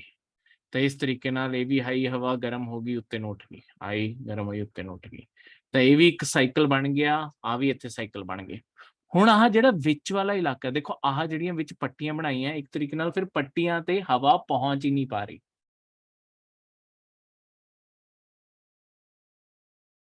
ਠੀਕ ਹੈ, ਬਸ ਇਹ ਪੱਟੀਆਂ ਪਹੁੰਚਣਾ ਚਾਹੁੰਦੀ ਹੈ, ਪਰ ਪਹੁੰਚਣ ਤੋਂ ਪਹਿਲਾਂ ਹੀ ਮੁੜ ਰਹੀ ਹੈ, ਤੇ ਇਹ ਇੱਕ ਤਰੀਕੇ ਨਾਲ ਪੱਟੀ ਬਿਨਾਂ ਹਵਾ ਤੋਂ ਹੀ ਰਹਿ ਗਈ ਹੈ। ਹੁਣ ਆਹ ਜਿਹੜੇ ਵਿੱਚ ਦੋ ਖਾਲੀ ਇਲਾਕੇ ਰਹਿ ਗਏ ਏਡੀ ਵੱਡੀ ਧਰਤੀ ਦੇ ਉੱਤੇ, ਇੱਥੇ ਕੀ ਹੋ ਰਿਹਾ? ਹੁਣ ਦੇਖੋ ਤੁਸੀਂ, ਆਹ ਦੋਨੋਂ ਸਾਈਡ ਆਹ ਸਾਈਕਲ ਮੰਨੋ, ਦੋਨੋਂ ਪਾਸੇ ਹਵਾ ਚੱਲ ਰਹੀ ਹੈ, ਦੋਨੋਂ ਪਾਸੇ ਹਵਾ ਚੱਲ ਰਹੀ ਹੈ। ਵਿੱਚ ਵਾਲਾ ਏਰੀਆ ਜਿਹੜਾ ਹੈ ਉਹ ਖਾਲੀ ਹੈ, ਦੋਨੋਂ ਪਾਸੇ ਇਦਾਂ ਹਵਾ ਚੱਲ ਰਹੀ ਹੈ। ਹੁਣ ਇਹਦੇ ਨਾਲ ਕੀ ਹੁੰਦਾ ਦੇਖੋ, ਇਹ ਨਾ ਇੱਕ ਫਿਜ਼ਿਕਸ ਦਾ ਕਨਸੈਪਟ ਹੈ ਜਿਹਦੇ ਨਾਲ ਈਵਨ ਤੁਹਾਡੇ ਜਿਹੜੇ ਜਨਰੇਟਰ ਉਹ ਇਸ ਤਰੀਕੇ ਨਾਲ ਚੱਲਦੇ ਆ। ਇਹਨੂੰ ਆਪਾਂ ਡਾਇਨੇਮੋ ਜਨਰੇਟਰ ਦਾ ਕਨਸੈਪਟ ਹੁੰਦਾ। ਇਹ ਆਪਾਂ ਮੇਨ ਜੀਓਗ੍ਰਾਫੀ ਵਿੱਚ ਵੀ ਡਿਟੇਲ ਨਾਲ ਪੜਾਂਗੇ, ਉੱਥੇ ਜਾ ਕੇ ਇਹ ਚੀਜ਼ ਸਮਝਾਉਂਗਾ, ਕਿਉਂਕਿ ਮੈਗਨੈਟਿਕ ਫੀਲਡ ਬਣੀ ਕਿੱਦਾਂ ਉਹਦਾ ਆਪਾਂ ਕਨਸੈਪਟ ਇੱਥੇ ਨਹੀਂ ਕਰਾਂਗੇ, ਉੱਥੇ ਕਰਾਂਗੇ। ਉਦੋਂ ਇਲਾਵਾ ਆਪਣੇ ਜਿਹੜੇ ਘਰ ਦੇ ਕੋਲੇ ਜਿਹੜੇ ਟਰਾਂਸਫਾਰਮਰ ਲੱਗੇ ਹੁੰਦੇ ਜੀ ਤੋਂ ਬਿਜਲੀ ਆਉਂਦੀ, ਉਹ ਵੀ ਇਸੇ ਤਰੀਕੇ ਨਾਲ ਕੰਮ ਕਰਦੇ ਆ। ਤਾਂ ਹੁੰਦਾ ਕੀ ਹੈ, ਜਦੋਂ ਤੁਸੀਂ ਕਿਸੇ ਵੀ ਇਦਾਂ ਫੋਰਸਿਸ ਨੂੰ ਘੁਮਾਓਗੇ ਤਾਂ ਜਿਹੜਾ ਵਿੱਚ ਵਾਲਾ ਇਲਾਕਾ ਨਾ, ਇਹ ਹਮੇਸ਼ਾ ਪੁੱਠਾ ਘੁੰਮਣਾ ਸ਼ੁਰੂ ਹੋ ਜਾਊਗਾ। ਮਤਲਬ ਜਿਹੜੀ ਵਿੱਚ ਦੀ ਹਵਾ ਆ, ਉਹਨਾਂ ਚਾਰਜ ਉਹਨੂੰ ਇਦਾਂ ਦਾ ਮਿਲਦਾ, ਉਹ ਪੁੱਠਾ ਘੁੰਮਣਾ ਸ਼ੁਰੂ ਹੁੰਦਾ। ਤੇ ਇੱਥੇ ਤਾਪਮਾਨ ਦੇ ਫਰਕ ਨਾਲ ਨਹੀਂ ਹਵਾ ਚੱਲ ਰਹੀ, ਪਰ ਕਿਉਂਕਿ ਦੋਨੋਂ ਪਾਸੇ ਆਹ ਸਾਈਕਲ ਇਦਾਂ ਚੱਲਣ ਲੱਗ ਗਏ, ਇੱਥੇ ਹਵਾ ਨਾ ਉਲਟੀ ਚੱਲਣ ਲੱਗ ਜਾਂਦੀ ਆ। ਤੇ ਇੱਥੇ ਚੱਲਣ ਨਾਲ ਜਿਹੜਾ ਆਹ ਹੁਣ ਹਵਾ ਚੱਲੀ ਵੀ ਹੈ, ਹੁਣ ਇੱਥੋਂ ਦੀ ਇਹ ਇਸ ਤੋਂ ਪਹੁੰਚਣ ਤੋਂ ਪਹਿਲਾਂ ਇਹ ਵੀ ਇਦਾਂ ਹੀ ਮੁੜ ਜਾਂਦੀ ਹੈ, ਪਰ ਇਹਦੇ ਮੁੜਨ ਦਾ ਕਾਰਨ ਖਾਸ ਕਰ ਗਰਮੀ ਨਹੀਂ ਹੈ, ਠੀਕ ਹੈ, ਪਰ ਇਹਦਾ ਕਾਰਨ ਹੈ ਕਿ ਇਸ ਪਾਸੇ ਤੋਂ ਜਿਹੜਾ ਧੱਕਾ ਪੈ ਰਿਹਾ, ਤਾਂ ਉਹ ਵੀ ਇੱਥੇ ਨਹੀਂ ਪਹੁੰਚ ਪਾਉਂਦੀ, ਪਹਿਲਾਂ ਹੀ ਧੱਕਾ ਪੈ ਚੁੱਕਿਆ ਹੁੰਦਾ। ਤਾਂ ਇਸ ਤਰੀਕੇ ਨਾਲ ਇਸ ਸਾਈਡ ਨੂੰ ਇਹ ਮੁੜ ਕੇ ਠੰਡੀ ਹੋ ਕੇ ਇਸ ਤਰੀਕੇ ਨਾਲ, ਠੀਕ ਹੈ। ਮਤਲਬ ਇਹਦਾ ਉੱਠਣ ਦਾ ਕਾਰਨ ਵੀ ਇਹੀ ਹੈ, ਇਹਨੂੰ ਧੱਕਾ ਪੈ ਰਿਹਾ, ਤੇ ਵਾਪਸ ਗਿਰਨ ਦਾ ਕਾਰਨ ਵੀ ਇਹੀ ਹੈ, ਤੇ ਚੱਲਣ ਦਾ ਕਾਰਨ ਇਹੀ ਹੈ। ਤਾਂ ਇਸ ਤਰੀਕੇ ਨਾਲ ਆਪਣੀ ਧਰਤੀ, ਇਹਨਾਂ ਨੂੰ ਆਪਾਂ ਸੈੱਲ ਕਹਿ ਦਿੰਦੇ ਹੁੰਦੇ ਹਾਂ ਕਿ ਅੱਡ-ਅੱਡ ਹਵਾ ਦੇ ਸੈੱਲ ਪੈ ਗਏ ਆ। ਵਿੱਚ ਵਾਲੇ ਏਰੀਆ ਦੇ ਅੰਦਰ ਥੋੜੀ ਹਵਾ ਨਹੀਂ ਚੱਲਦੀ, ਠੀਕ ਹੈ। ਇਹ ਸਾਰਿਆਂ ਨੂੰ ਹੁਣ ਕਹਿੰਦੇ ਕੀ ਆ, ਹੁਣ ਮੈਂ ਇੱਕ ਪੂਰਾ ਡਿਟੇਲ ਡਾਇਗਰਾਮ ਤੁਹਾਡੇ ਲਈ ਆਲਰੇਡੀ ਬਣਾ ਕੇ ਰੱਖਿਆ ਹੋਇਆ, ਆ ਰਿਹਾ ਤੁਹਾਡਾ ਪੂਰਾ ਡਾਇਗਰਾਮ, ਠੀਕ ਹੈ। ਹੁਣ ਦੇਖੋ, ਆ ਥੋੜਾ ਉੱਚ ਦਬਾਅ ਸੀ, ਪੋਲਰ ਏਰੀਆ, ਥੋੜਾ ਦਬਾਅ ਜ਼ਿਆਦਾ ਸੀ, ਇੱਥੋਂ ਦੀ ਹਵਾ ਚੱਲਣੀ ਸ਼ੁਰੂ ਹੋਈ। ਇਹਦੇ ਕੰਪੈਰੀਜ਼ਨ ਵਿੱਚ ਜਿਹੜਾ ਆਹ ਏਰੀਆ ਹੈ, ਮਤਲਬ ਜਾਣੀ ਤਾਂ ਉਹ ਬਿਲਕੁਲ ਸੈਂਟਰ ਵਾਲੇ ਘੱਟ ਦਬਾਅ ਤੱਕ ਜਾਣਾ ਚਾਹੁੰਦੀ ਸੀ, ਪਰ ਉਹ ਇੱਥੋਂ ਦੀ ਪਹਿਲਾਂ ਹੀ ਮੁੜ ਕੇ ਵਾਪਸ ਚਲੀ ਗਈ ਹੈ, ਠੀਕ ਹੈ। ਇਸ ਸਾਈਡ ਤੇ ਇਹਨਾਂ ਨੇ ਇਸ ਡਾਇਗਰਾਮ ਵਿੱਚ ਇਸ ਸਾਈਡ ਤੇ ਘੁੰਮਣਾ ਦਿਖਾਇਆ ਹੋਇਆ, ਲਿਖਿਆ ਸਭ ਕੁਝ ਇਸ ਪਾਸੇ ਹੈ। ਤਾਂ ਇਹਦੇ ਕੰਪੈਰੀਜ਼ਨ ਵਿੱਚ ਆਹ ਘੱਟ ਦਬਾਅ ਵਾਲਾ ਇਲਾਕਾ ਹੋਇਆ, ਠੀਕ ਹੈ। ਇੱਥੋਂ ਦੀ ਹਵਾ ਇਸ ਪਾਸੇ ਨੂੰ ਚੱਲਣੀ ਸ਼ੁਰੂ ਹੋਈ ਸੀ। ਇੱਕ ਵਾਰੀ ਚਲੋ ਗੰਦਾ ਕਰ ਦਿੰਦੇ ਆ, ਮੈਂ ਤੁਹਾਨੂੰ ਦਿਖਾ ਸਕਾਂ। ਇਸ ਪਾਸੇ ਦੀ ਆ ਹਵਾ ਮੈਂ ਇਸ ਪਾਸੇ ਨੂੰ ਚਲਾਈ ਸੀ ਸਾਰੀ, ਤਾਂ ਇਹਦੇ ਕੰਪੈਰੀਜ਼ਨ ਵਿੱਚ 0 ਡਿਗਰੀ ਤੋਂ ਆਹ 30 ਡਿਗਰੀ ਉੱਚ ਦਬਾਅ ਹੋਇਆ, ਘੱਟ ਦਬਾਅ ਹੋਇਆ। ਇਸ ਤਰੀਕੇ ਨਾਲ ਸਾਰੇ ਦੀ ਸਾਰਿਆਂ ਨੂੰ ਆਪਾਂ ਦਬਾਅ ਦੇ ਤੌਰ ਤੇ ਮਾਰਕ ਕਰਤਾ। ਹੁਣ ਜਿਹੜੇ ਆ ਸੈੱਲ ਬਣੇ ਸੀ, ਜਿਸ ਤਰੀਕੇ ਨਾਲ ਇਹ ਚੱਲ ਰਹੇ ਸੀ, ਉਹ ਸੀਗਾ ਜਿਹੜਾ ਆਹ ਸੈੱਲ ਇੱਥੇ ਬਣਿਆ, ਜਿਹੜੀ ਆਹ ਇੱਥੇ ਘੁੰਮ ਕੇ ਵਾਪਸ ਆ ਰਹੀ ਹੈ, ਆਹ ਸਾਰਾ ਦਾ ਸਾਰਾ ਜਿਹੜਾ ਸੈੱਲ ਬਣਿਆ, ਇਹਨੂੰ ਆਪਾਂ ਕਹਿੰਦੇ ਆ ਪੋਲਰ ਸੈੱਲ, ਦੋਨੋਂ ਪਾਸੇ ਪੋਲਰ ਸੈੱਲ। ਕਿਉਂਕਿ ਇਹ ਟੈਂਪਰੇਚਰ ਦੇ ਫਰਕ ਨਾਲ ਚੱਲੇ ਆ, ਇਸ ਕਾਰਨ ਇਹਨਾਂ ਨੂੰ ਕਹਿ ਦਿੰਦੇ ਆ ਥਰਮਲ ਰੂਪ ਵਿੱਚ ਪ੍ਰੇਰਿਤ ਨਹੀਂ। ਕਿਉਂਕਿ ਥਰਮਲ ਮਤਲਬ ਥਰਮਲ ਵਰਡ ਹਮੇਸ਼ਾ ਟੈਂਪਰੇਚਰ ਨਾਲ ਜੋੜਿਆ ਜਾਂਦਾ ਹੈ, ਕਿ ਥੋੜੇ ਤਾਪਮਾਨ ਦਾ ਫਰਕ ਸੀ, ਇਸੇ ਕਾਰਨ ਇਹ ਹਵਾ ਚੱਲਣੀ ਸ਼ੁਰੂ ਹੋਈ ਕਿ ਬਿਲਕੁਲ ਠੰਡੇ ਵਾਲੇ ਇਲਾਕੇ ਤੋਂ ਥੱਲੇ ਵਾਲੇ ਪਾਸੇ ਨੂੰ। ਉਸੇ ਤਰੀਕੇ ਨਾਲ ਮੈਂ ਤੁਹਾਨੂੰ ਇੱਥੇ ਵੀ ਦੱਸਿਆ ਸੀ, ਹਵਾ ਇਸ ਲਈ ਥੱਲੇ ਨੂੰ ਚੱਲਣੀ ਸ਼ੁਰੂ ਹੋਈ ਹੈ ਕਿਉਂਕਿ ਇੱਥੇ ਵੀ ਥਰਮਲ ਰੂਪ ਵਿੱਚ ਪ੍ਰੇਰਿਤ ਹੈ ਵੀ। ਪਰ ਇਹਨਾਂ ਦਾ ਨਾਮ ਜਿਵੇਂ ਪੋਲਰ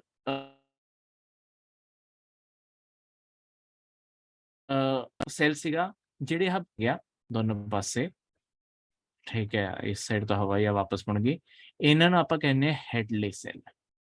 ਤਾਂ ਹੈਡਲੈਸ ਸੈੱਲ ਵੀ ਤੁਹਾਡਾ ਥਰਮਲ ਦੇ ਕਾਰਨ ਚੱਲ ਰਹੇ ਆ, ਤੁਹਾਡੇ ਜਿਹੜੇ ਪੋਲਰ ਆ ਇਹ ਵੀ ਥਰਮਲ ਦੇ ਕਾਰਨ ਚੱਲ ਰਹੇ ਆ, ਠੀਕ ਹੈ। ਇਦੋਂ ਬਾਅਦ ਜਿਹੜਾ ਵਿੱਚ ਵਾਲਾ ਸੈੱਲ ਹੈ, ਮੈਂ ਤੁਹਾਨੂੰ ਇਹ ਦੱਸਿਆ ਸੀ ਧੱਕਾ ਸਟਾਰਟ ਹੁੰਦਾ ਹੈ, ਇਹ ਖੁਦ ਥਰਮਲ ਡਿਫਰੈਂਸ ਨਾਲ ਨਹੀਂ ਚੱਲ ਰਿਹਾ, ਇਹ ਆਸ-ਪਾਸ ਧੱਕਾ ਪੈਣ ਕਾਰਨ ਚੱਲਦਾ ਹੈ। ਤਾਂ ਇਹਨੂੰ ਕਹਿੰਦੇ ਆ ਗਤੀਸ਼ੀਲ ਤੌਰ ਤੇ ਪ੍ਰੇਰਿਤ ਹੈ, ਠੀਕ ਹੈ। ਦੋਨੋਂ ਪਾਸੇ ਜਿਹੜਾ ਵਿੱਚ ਵਾਲਾ ਸੈੱਲ ਹੈ ਜਿਹੜਾ ਉਲਟਾ ਚੱਲਦਾ ਹੈ, ਠੀਕ ਹੈ, ਇਹਨੂੰ ਆਪਾਂ ਫੈਰਲ ਸੈੱਲ ਵੀ ਕਹਿੰਦੇ ਆ, ਠੀਕ ਹੈ। ਹੁਣ ਇਹ ਪੇਪਰ ਜਿਹੜਾ ਆਹ ਡਾਇਗਰਾਮ ਹੈ, ਇਹ ਤੋਂ ਇਸੇ ਤਰੀਕੇ ਦੇ ਕੁਐਸਚਨ ਆਉਂਦੇ, ਕਿਹੜੇ ਕਿਹੜੇ ਤੁਹਾਡੇ ਸੈੱਲ ਹੈ ਜਿਹੜੇ ਥਰਮਲ ਕਾਰਨਾਂ ਕਾਰਨ ਚੱਲਦੇ ਆ, ਕਿਹੜਾ ਸੈੱਲ ਹੈ ਜਿਹੜਾ ਗਤੀਸ਼ੀਲ ਦੇ ਕਾਰਨ ਚੱਲੂਗਾ, ਕਿਹੜਾ ਸੈੱਲ ਹੈ ਜਿਹੜਾ ਉਲਟਾ ਚੱਲਦਾ, ਉਹਦਾ ਆਨਸਰ ਵੀ ਫੈਰਲ ਹੋਊਗਾ। ਤਾਂ ਤੁਹਾਨੂੰ ਇਹ ਸਾਰੇ ਨਾਮ ਇਸ ਤਰੀਕੇ ਨਾਲ ਯਾਦ ਕਰਨੇ ਪੈਣਗੇ, ਠੀਕ ਹੈ। ਹਵਾ ਕਿਸ ਸਾਈਡ ਤੋਂ ਕਿਸ ਸਾਈਡ ਨੂੰ ਜਾਂਦੀ ਹੈ, ਉੱਚ ਦਬਾਅ ਤੋਂ ਘੱਟ ਦਬਾਅ ਵੱਲ ਜਾਊਗੀ, ਇਹ ਸਾਰੀ ਚੀਜ਼ਾਂ। ਇਹਦੇ ਇਲਾਵਾ ਹੁਣ ਜਿਹੜੀਆਂ ਹਵਾਵਾਂ ਚੱਲੀਆਂ ਨੇ, ਇਹ ਸਾਰੀ ਹਵਾਵਾਂ ਨੂੰ ਨਾਮ ਵੀ ਮਿਲੇ ਹੋਏ ਆ, ਠੀਕ ਹੈ। ਜਿਹੜੀ ਆ ਹਵਾ ਇੱਥੋਂ ਪੁੱਠੀ ਚੱਲਦੀ ਹੈ, ਇਹਨੂੰ ਆਪਾਂ ਕਹਿੰਦੇ ਆ ਪੱਛਮੀ ਹਵਾ, ਠੀਕ ਹੈ। ਕਿਉਂਕਿ ਇਹਦੀ ਜੇ ਡਾਇਰੈਕਸ਼ਨ ਦੇਖੋਗੇ, ਆ ਦੇਖੋ ਇਸ ਸਾਈਡ ਤੋਂ ਚੱਲ ਰਹੀ ਹੈ, ਵੈਸਟ ਹੋਇਆ, ਪੱਛਮ ਹੋਇਆ, ਇਸ ਸਾਈਡ ਤੋਂ ਇਸ ਸਾਈਡ ਨੂੰ ਜਾ ਰਹੀ ਹੈ, ਇਹਨਾਂ ਆਪਾਂ ਪੱਛਮੀ ਹਵਾ ਕਹਿੰਦੇ, ਦੋਨੋਂ ਪਾਸੇ ਇਸ ਸਾਈਡ ਤੋਂ ਇਸ ਸਾਈਡ ਗਈ, ਪੱਛਮੀ ਹਵਾ ਹੋ ਗਈ, ਠੀਕ ਹੈ। ਜਿਹੜੀ ਆਹ ਦੋਨੋਂ ਪਾਸੇ ਇਸ ਸਾਈਡ ਤੋਂ ਆਈ ਹੈ, ਕਿਉਂਕਿ ਇਹ ਬਹੁਤ ਇੱਕ ਦੂਜੇ ਦੇ ਧਰਤੀ ਦੇ ਬਿਲਕੁਲ ਆਪੋਜ਼ਿਟ ਸਾਈਡ ਤੇ, ਇਹਦੀ ਸਿਰਫ ਡਾਇਰੈਕਸ਼ਨ ਨਹੀਂ ਹੋ ਸਕਦੀ, ਕਿਉਂਕਿ ਨਹੀਂ ਤਾਂ ਬਿਲਕੁਲ ਹੀ ਸੇਮ ਨਾਮ ਹੋ ਜਾਊਗਾ ਤੇ ਬਿਲਕੁਲ ਧਰਤੀ ਦਾ ਸੈਂਟਰ ਆ, ਤਾਂ ਵੀ ਦੂਰ ਦੂਰ ਹੈ ਨਾ। ਇਹਨੂੰ ਆਪਾਂ ਨਾਲ ਕਿਹੜੇ ਪਾਸੇ ਪੈਂਦੇ ਆ ਧਰਤੀ ਦੇ, ਇਹ ਵੀ ਲਿਖ ਦਿੰਦੇ ਆ। ਉੱਤਰੀ ਪੂਰਬੀ ਵਪਾਰਕ ਹਵਾਵਾਂ, ਇਹਨਾਂ ਨੂੰ ਟ੍ਰੇਡ ਵਿੰਡਸ, ਵਪਾਰਕ ਹਵਾ, ਇਹ ਨਾਮ ਯਾਦ ਰੱਖਣਾ ਬਹੁਤ ਜ਼ਰੂਰੀ ਹੈ, ਪੇਪਰ 'ਚ ਬਹੁਤ ਜ਼ਰੂਰੀ ਹੈ। ਠੀਕ ਹੈ, ਤਾਂ ਇਹ ਸਾਰੇ ਨਾਮ, ਠੀਕ ਹੈ। ਹੁਣ ਜਿਹੜੇ ਆ ਵਿੱਚ ਖਾਲੀ ਏਰੀਆ ਰਹਿ ਗਏ, ਜਿੱਥੇ ਤੱਕ ਥੋੜੀ ਹਵਾ ਨਹੀਂ ਪਹੁੰਚ ਪਾਉਂਦੀ, ਇਹ ਸਾਰੇ ਏਰੀਆ ਨੂੰ ਆਪਾਂ ਕੀ ਕਹਿੰਦੇ ਆ, ਦੇਖੋ ਜਿੱਥੇ ਤੱਕ ਆਹ ਉੱਤੇ ਵਾਲੀ ਹਵਾ, ਪੋਲਰ ਵਾਲੀ ਹਵਾ ਨਹੀਂ ਪਹੁੰਚ ਪਾਈ, ਇਹਨੂੰ ਆਪਾਂ ਕਹਿੰਦੇ ਆ ਪੋਲਰ ਫਰੰਟ। ਆ ਜਿੱਥੋਂ ਦੀ ਹਵਾ ਦੋਨੋਂ ਪਾਸੇ ਨੂੰ ਚਲੀ ਜਾਂਦੀ ਹੈ, ਇਹਨੂੰ ਕਹਿੰਦੇ ਘੋੜਾ ਅਕਸ਼ਾਂਸ਼। ਘੋੜਾ ਅਕਸ਼ਾਂਸ਼ ਕਿਉਂ ਕਹਿੰਦੇ ਆ? ਦੇਖੋ ਪੁਰਾਣੇ ਜ਼ਮਾਨੇ ਜੇ ਕੋਈ ਆਪਣੀ ਸ਼ਿਪ ਤੇ ਇੱਥੇ ਫਸ ਜਾਂਦਾ ਸੀ ਨਾ, ਇਦਾਂ ਨਹੀਂ ਹੈ ਕਿ ਇੱਥੇ ਬਿਲਕੁਲ ਹਵਾ ਨਹੀਂ ਹੁੰਦੀ, ਪਰ ਹਵਾ ਬਹੁਤ ਹੀ ਘੱਟ ਹੁੰਦੀ ਹੈ, ਤਾਂ ਤੁਹਾਨੂੰ ਆਪਣਾ ਨਾ weight ਘੱਟ ਕਰਨਾ ਪੈਂਦਾ ਸੀ ਸ਼ਿਪ ਦਾ। ਹੁਣ ਜਿਹੜਾ ਬੰਦਾ ਸਮੁੰਦਰ 'ਚ ਟਰੈਵਲ ਕਰ ਰਿਹਾ, ਉਹਦੇ ਲਈ ਜਿਹੜਾ ਉਹਨੇ ਸਮਾਨ ਚੱਕਿਆ ਹੋਇਆ, ਜਿਹੜੇ ਕਾਰੋਬਾਰ ਤੋਂ ਜਾ ਰਿਹਾ, ਉਹ ਤਾਂ ਉਹਦੇ ਲਈ ਜ਼ਰੂਰੀ ਹੋਊਗਾ। ਸਮੁੰਦਰ ਦੇ ਅੰਦਰ ਜਿਹੜੀ ਸਭ ਤੋਂ ਫਾਲਤੂ ਚੀਜ਼ ਲੱਗਦੀ ਸੀ, ਉਹ ਲੱਗਦੇ ਸੀ ਘੋੜੇ। ਅਗਲਿਆਂ ਨੂੰ ਲੱਗਦਾ ਸੀ ਕਿ ਜ਼ਮੀਨ ਤੇ ਪਹੁੰਚਾਂਗੇ, ਸਾਰਾ ਸਮਾਨ ਵੇਚ ਕੇ ਨਵੇਂ ਘੋੜੇ ਖਰੀਦ ਲਾਂਗੇ, ਪਹਿਲਾਂ ਜਾਨ ਤਾਂ ਬਚਾਈਏ। ਤਾਂ ਇੱਥੇ ਕੀ ਕਰਦੇ ਸੀ, ਜਿੰਨੇ ਤੁਹਾਡੇ ਸੇਲਰ ਫਸਦੇ ਸੀ ਨਾ, ਉਹ ਚੱਕ ਕੇ ਘੋੜਿਆਂ ਨੂੰ ਸਮੁੰਦਰ ਸਿੱਟ ਦਿੰਦੇ ਸੀ। ਤਾਂ ਇਸ ਕਾਰਨ ਇਹਦਾ ਲੌਂਗ ਟਰਮ 'ਚ ਨਾਮ ਹੀ ਘੋੜਾ ਅਕਸ਼ਾਂਸ਼ ਪੈ ਗਿਆ ਦੋਨੋਂ ਪਾਸੇ। ਠੀਕ ਹੈ, ਤੇ ਆ ਜਿਹੜਾ ਬਿਲਕੁਲ ਸੈਂਟਰ ਵਾਲਾ ਇਲਾਕਾ ਹੈ ਨਾ, ਜਿਹੜਾ 0 ਡਿਗਰੀ ਹੈ, ਇਹਨੂੰ ਡੋਲਡਰਮ ਵੀ ਬੋਲਿਆ ਜਾਂਦਾ ਹੈ, ਜਾਂ ਇੰਟਰ ਟ੍ਰੋਪਿਕਲ ਕਨਵਰਜੈਂਟ ਜ਼ੋਨ ਵੀ ਬੋਲਿਆ ਜਾਂਦਾ ਹੈ। ਆ ਡੋਲਡਰਮ ਦਾ ਕੀ ਮਤਲਬ ਹੁੰਦਾ ਹੈ? ਦੇਖੋ ਡੋਲਡਰਮ ਦਾ ਮਤਲਬ ਹੈ, ਵੈਸੇ ਤੁਸੀਂ ਕਦੀ ਵੀ ਇੱਕ ਟੱਬ ਭਰਿਓ, ਤੁਹਾਨੂੰ ਇੱਕ ਐਗਜ਼ਾਮਪਲ ਦੇਣਾ, ਟੱਬ ਭਰਿਓ, ਟੱਬ ਦੇ ਅੰਦਰ ਕੋਈ ਵੀ ਚੀਜ਼ ਜਿਹੜੀ ਤੈਰ ਸਕਦੀ ਹੈ ਨਾ, ਉਹਨੂੰ ਸਿੱਟਿਓ, ਪਾਣੀ ਨੂੰ ਜ਼ੋਰ ਦੀ ਬਸ ਪਾਣੀ ਨੂੰ ਹਿਲਾਇਓ, ਉਸ ਚੀਜ਼ ਨੂੰ ਹਿਲਾਉਣ ਦੀ ਲੋੜ ਨਹੀਂ, ਪਾਣੀ ਨੂੰ ਹਿਲਾਇਓ। ਤੁਸੀਂ ਚੀਜ਼ ਨੂੰ ਦੇਖੋਗੇ, ਜਾਂ ਤਾਂ ਉਹ ਕਲੌਕਵਾਈਜ਼ ਚੀਜ਼ ਘੁੰਮਣ ਲੱਗ ਜੂਗੀ, ਜਾਂ ਉਹ ਕਾਊਂਟਰ ਕਲੌਕਵਾਈਜ਼ ਘੁੰਮੂਗੀ। ਇਹ ਇਦਾਂ ਨਹੀਂ ਹੈ ਕਿ ਹਰ ਵਾਰੀ ਰੈਂਡਮ ਘੁੰਮੂਗੀ, ਕਦੀ ਕਲੌਕਵਾਈਜ਼ ਘੁੰਮ ਰਹੀ ਹੈ, ਕਦੀ ਨਹੀਂ, ਇਦਾਂ ਨਹੀਂ ਹੋਊਗਾ। ਠੀਕ ਹੈ, ਹਮੇਸ਼ਾ ਜੇ ਤੁਸੀਂ ਨਾਰਥ ਹੈਮੀਸਫੇਅਰ ਹੋ, ਜੇ ਤੁਸੀਂ ਉੱਤਰੀ ਹਿੱਸੇ ਵਿੱਚ ਆ, ਉੱਤੇ ਵਾਲੇ ਹਿੱਸੇ ਵਿੱਚ ਹੋ, ਤਾਂ ਹਮੇਸ਼ਾ ਕਾਊਂਟਰ ਕਲੌਕਵਾਈਜ਼ ਘੁੰਮੂਗੀ ਚੀਜ਼।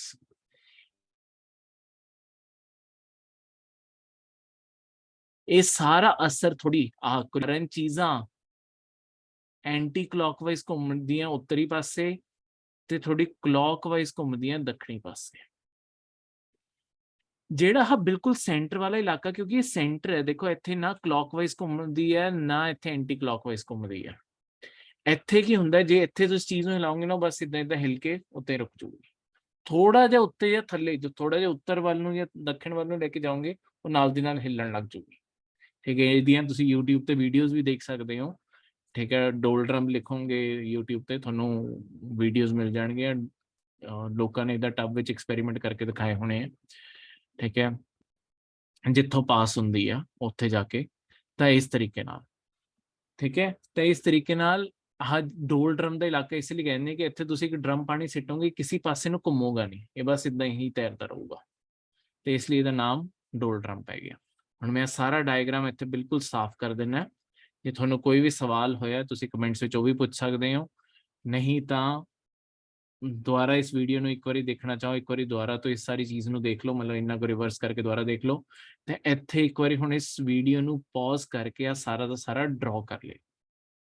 ਠੀਕ ਹੈ, ਆਹ ਇੱਕ ਕਨਸੈਪਟ ਤੁਹਾਨੂੰ ਪਤਾ ਹੋਣਾ ਚਾਹੀਦਾ, ਫਿਰ ਖੁਦ ਵੀ ਦੁਬਾਰਾ ਪ੍ਰੈਕਟਿਸ ਕਰਕੇ ਦੇਖਿਓ ਕਿ ਕਿਸ ਤਰੀਕੇ ਨਾਲ ਕਿੱਦਾਂ ਹਵਾ ਜਾ ਰਹੀ ਸੀ, ਜਿਵੇਂ ਮੈਂ ਸਾਰਾ ਬਣਾਇਆ। ਠੀਕ ਹੈ, ਸਾਰੀ ਜਗ੍ਹਾਵਾਂ ਦਾ ਨਾਮ ਕੀ ਹੈ, ਕਿੱਥੇ ਤੁਹਾਡਾ ਜ਼ਿਆਦਾ ਪ੍ਰੈਸ਼ਰ ਹੈ, ਤੁਹਾਡਾ ਜ਼ਿਆਦਾ ਦਬਾਅ, ਕਿੱਥੇ ਘੱਟ ਦਬਾਅ, ਉਹ ਸਾਰਾ ਕਨਸੈਪਟ ਆਪਣੇ ਦਿਮਾਗ 'ਚ ਰਿਵਾਈਜ਼ ਕਰਕੇ ਦੇਖਿਓ। ਇਹ ਚੀਜ਼ ਬਹੁਤ ਹੀ ਇੰਪੋਰਟੈਂਟ ਕਨਸੈਪਟ ਹੈ ਤੁਹਾਡੀ ਪੂਰੀ ਦੀ ਪੂਰੀ ਜਿਓਗ੍ਰਾਫੀ ਦਾ, ਭੂਗੋਲ ਦਾ, ਤੇ ਇਸ ਚੀਜ਼ ਨੂੰ ਚੰਗੀ ਤਰ੍ਹਾਂ ਪੜ੍ਹਿਓ। ਇਹ ਸੀਗਾ ਆਪਣਾ ਅੱਜ ਦਾ ਲੈਕਚਰ। ਥੈਂਕ ਯੂ, ਮਿਲਦੇ ਹਾਂ ਅਗਲੇ ਲੈਕਚਰ 'ਚ।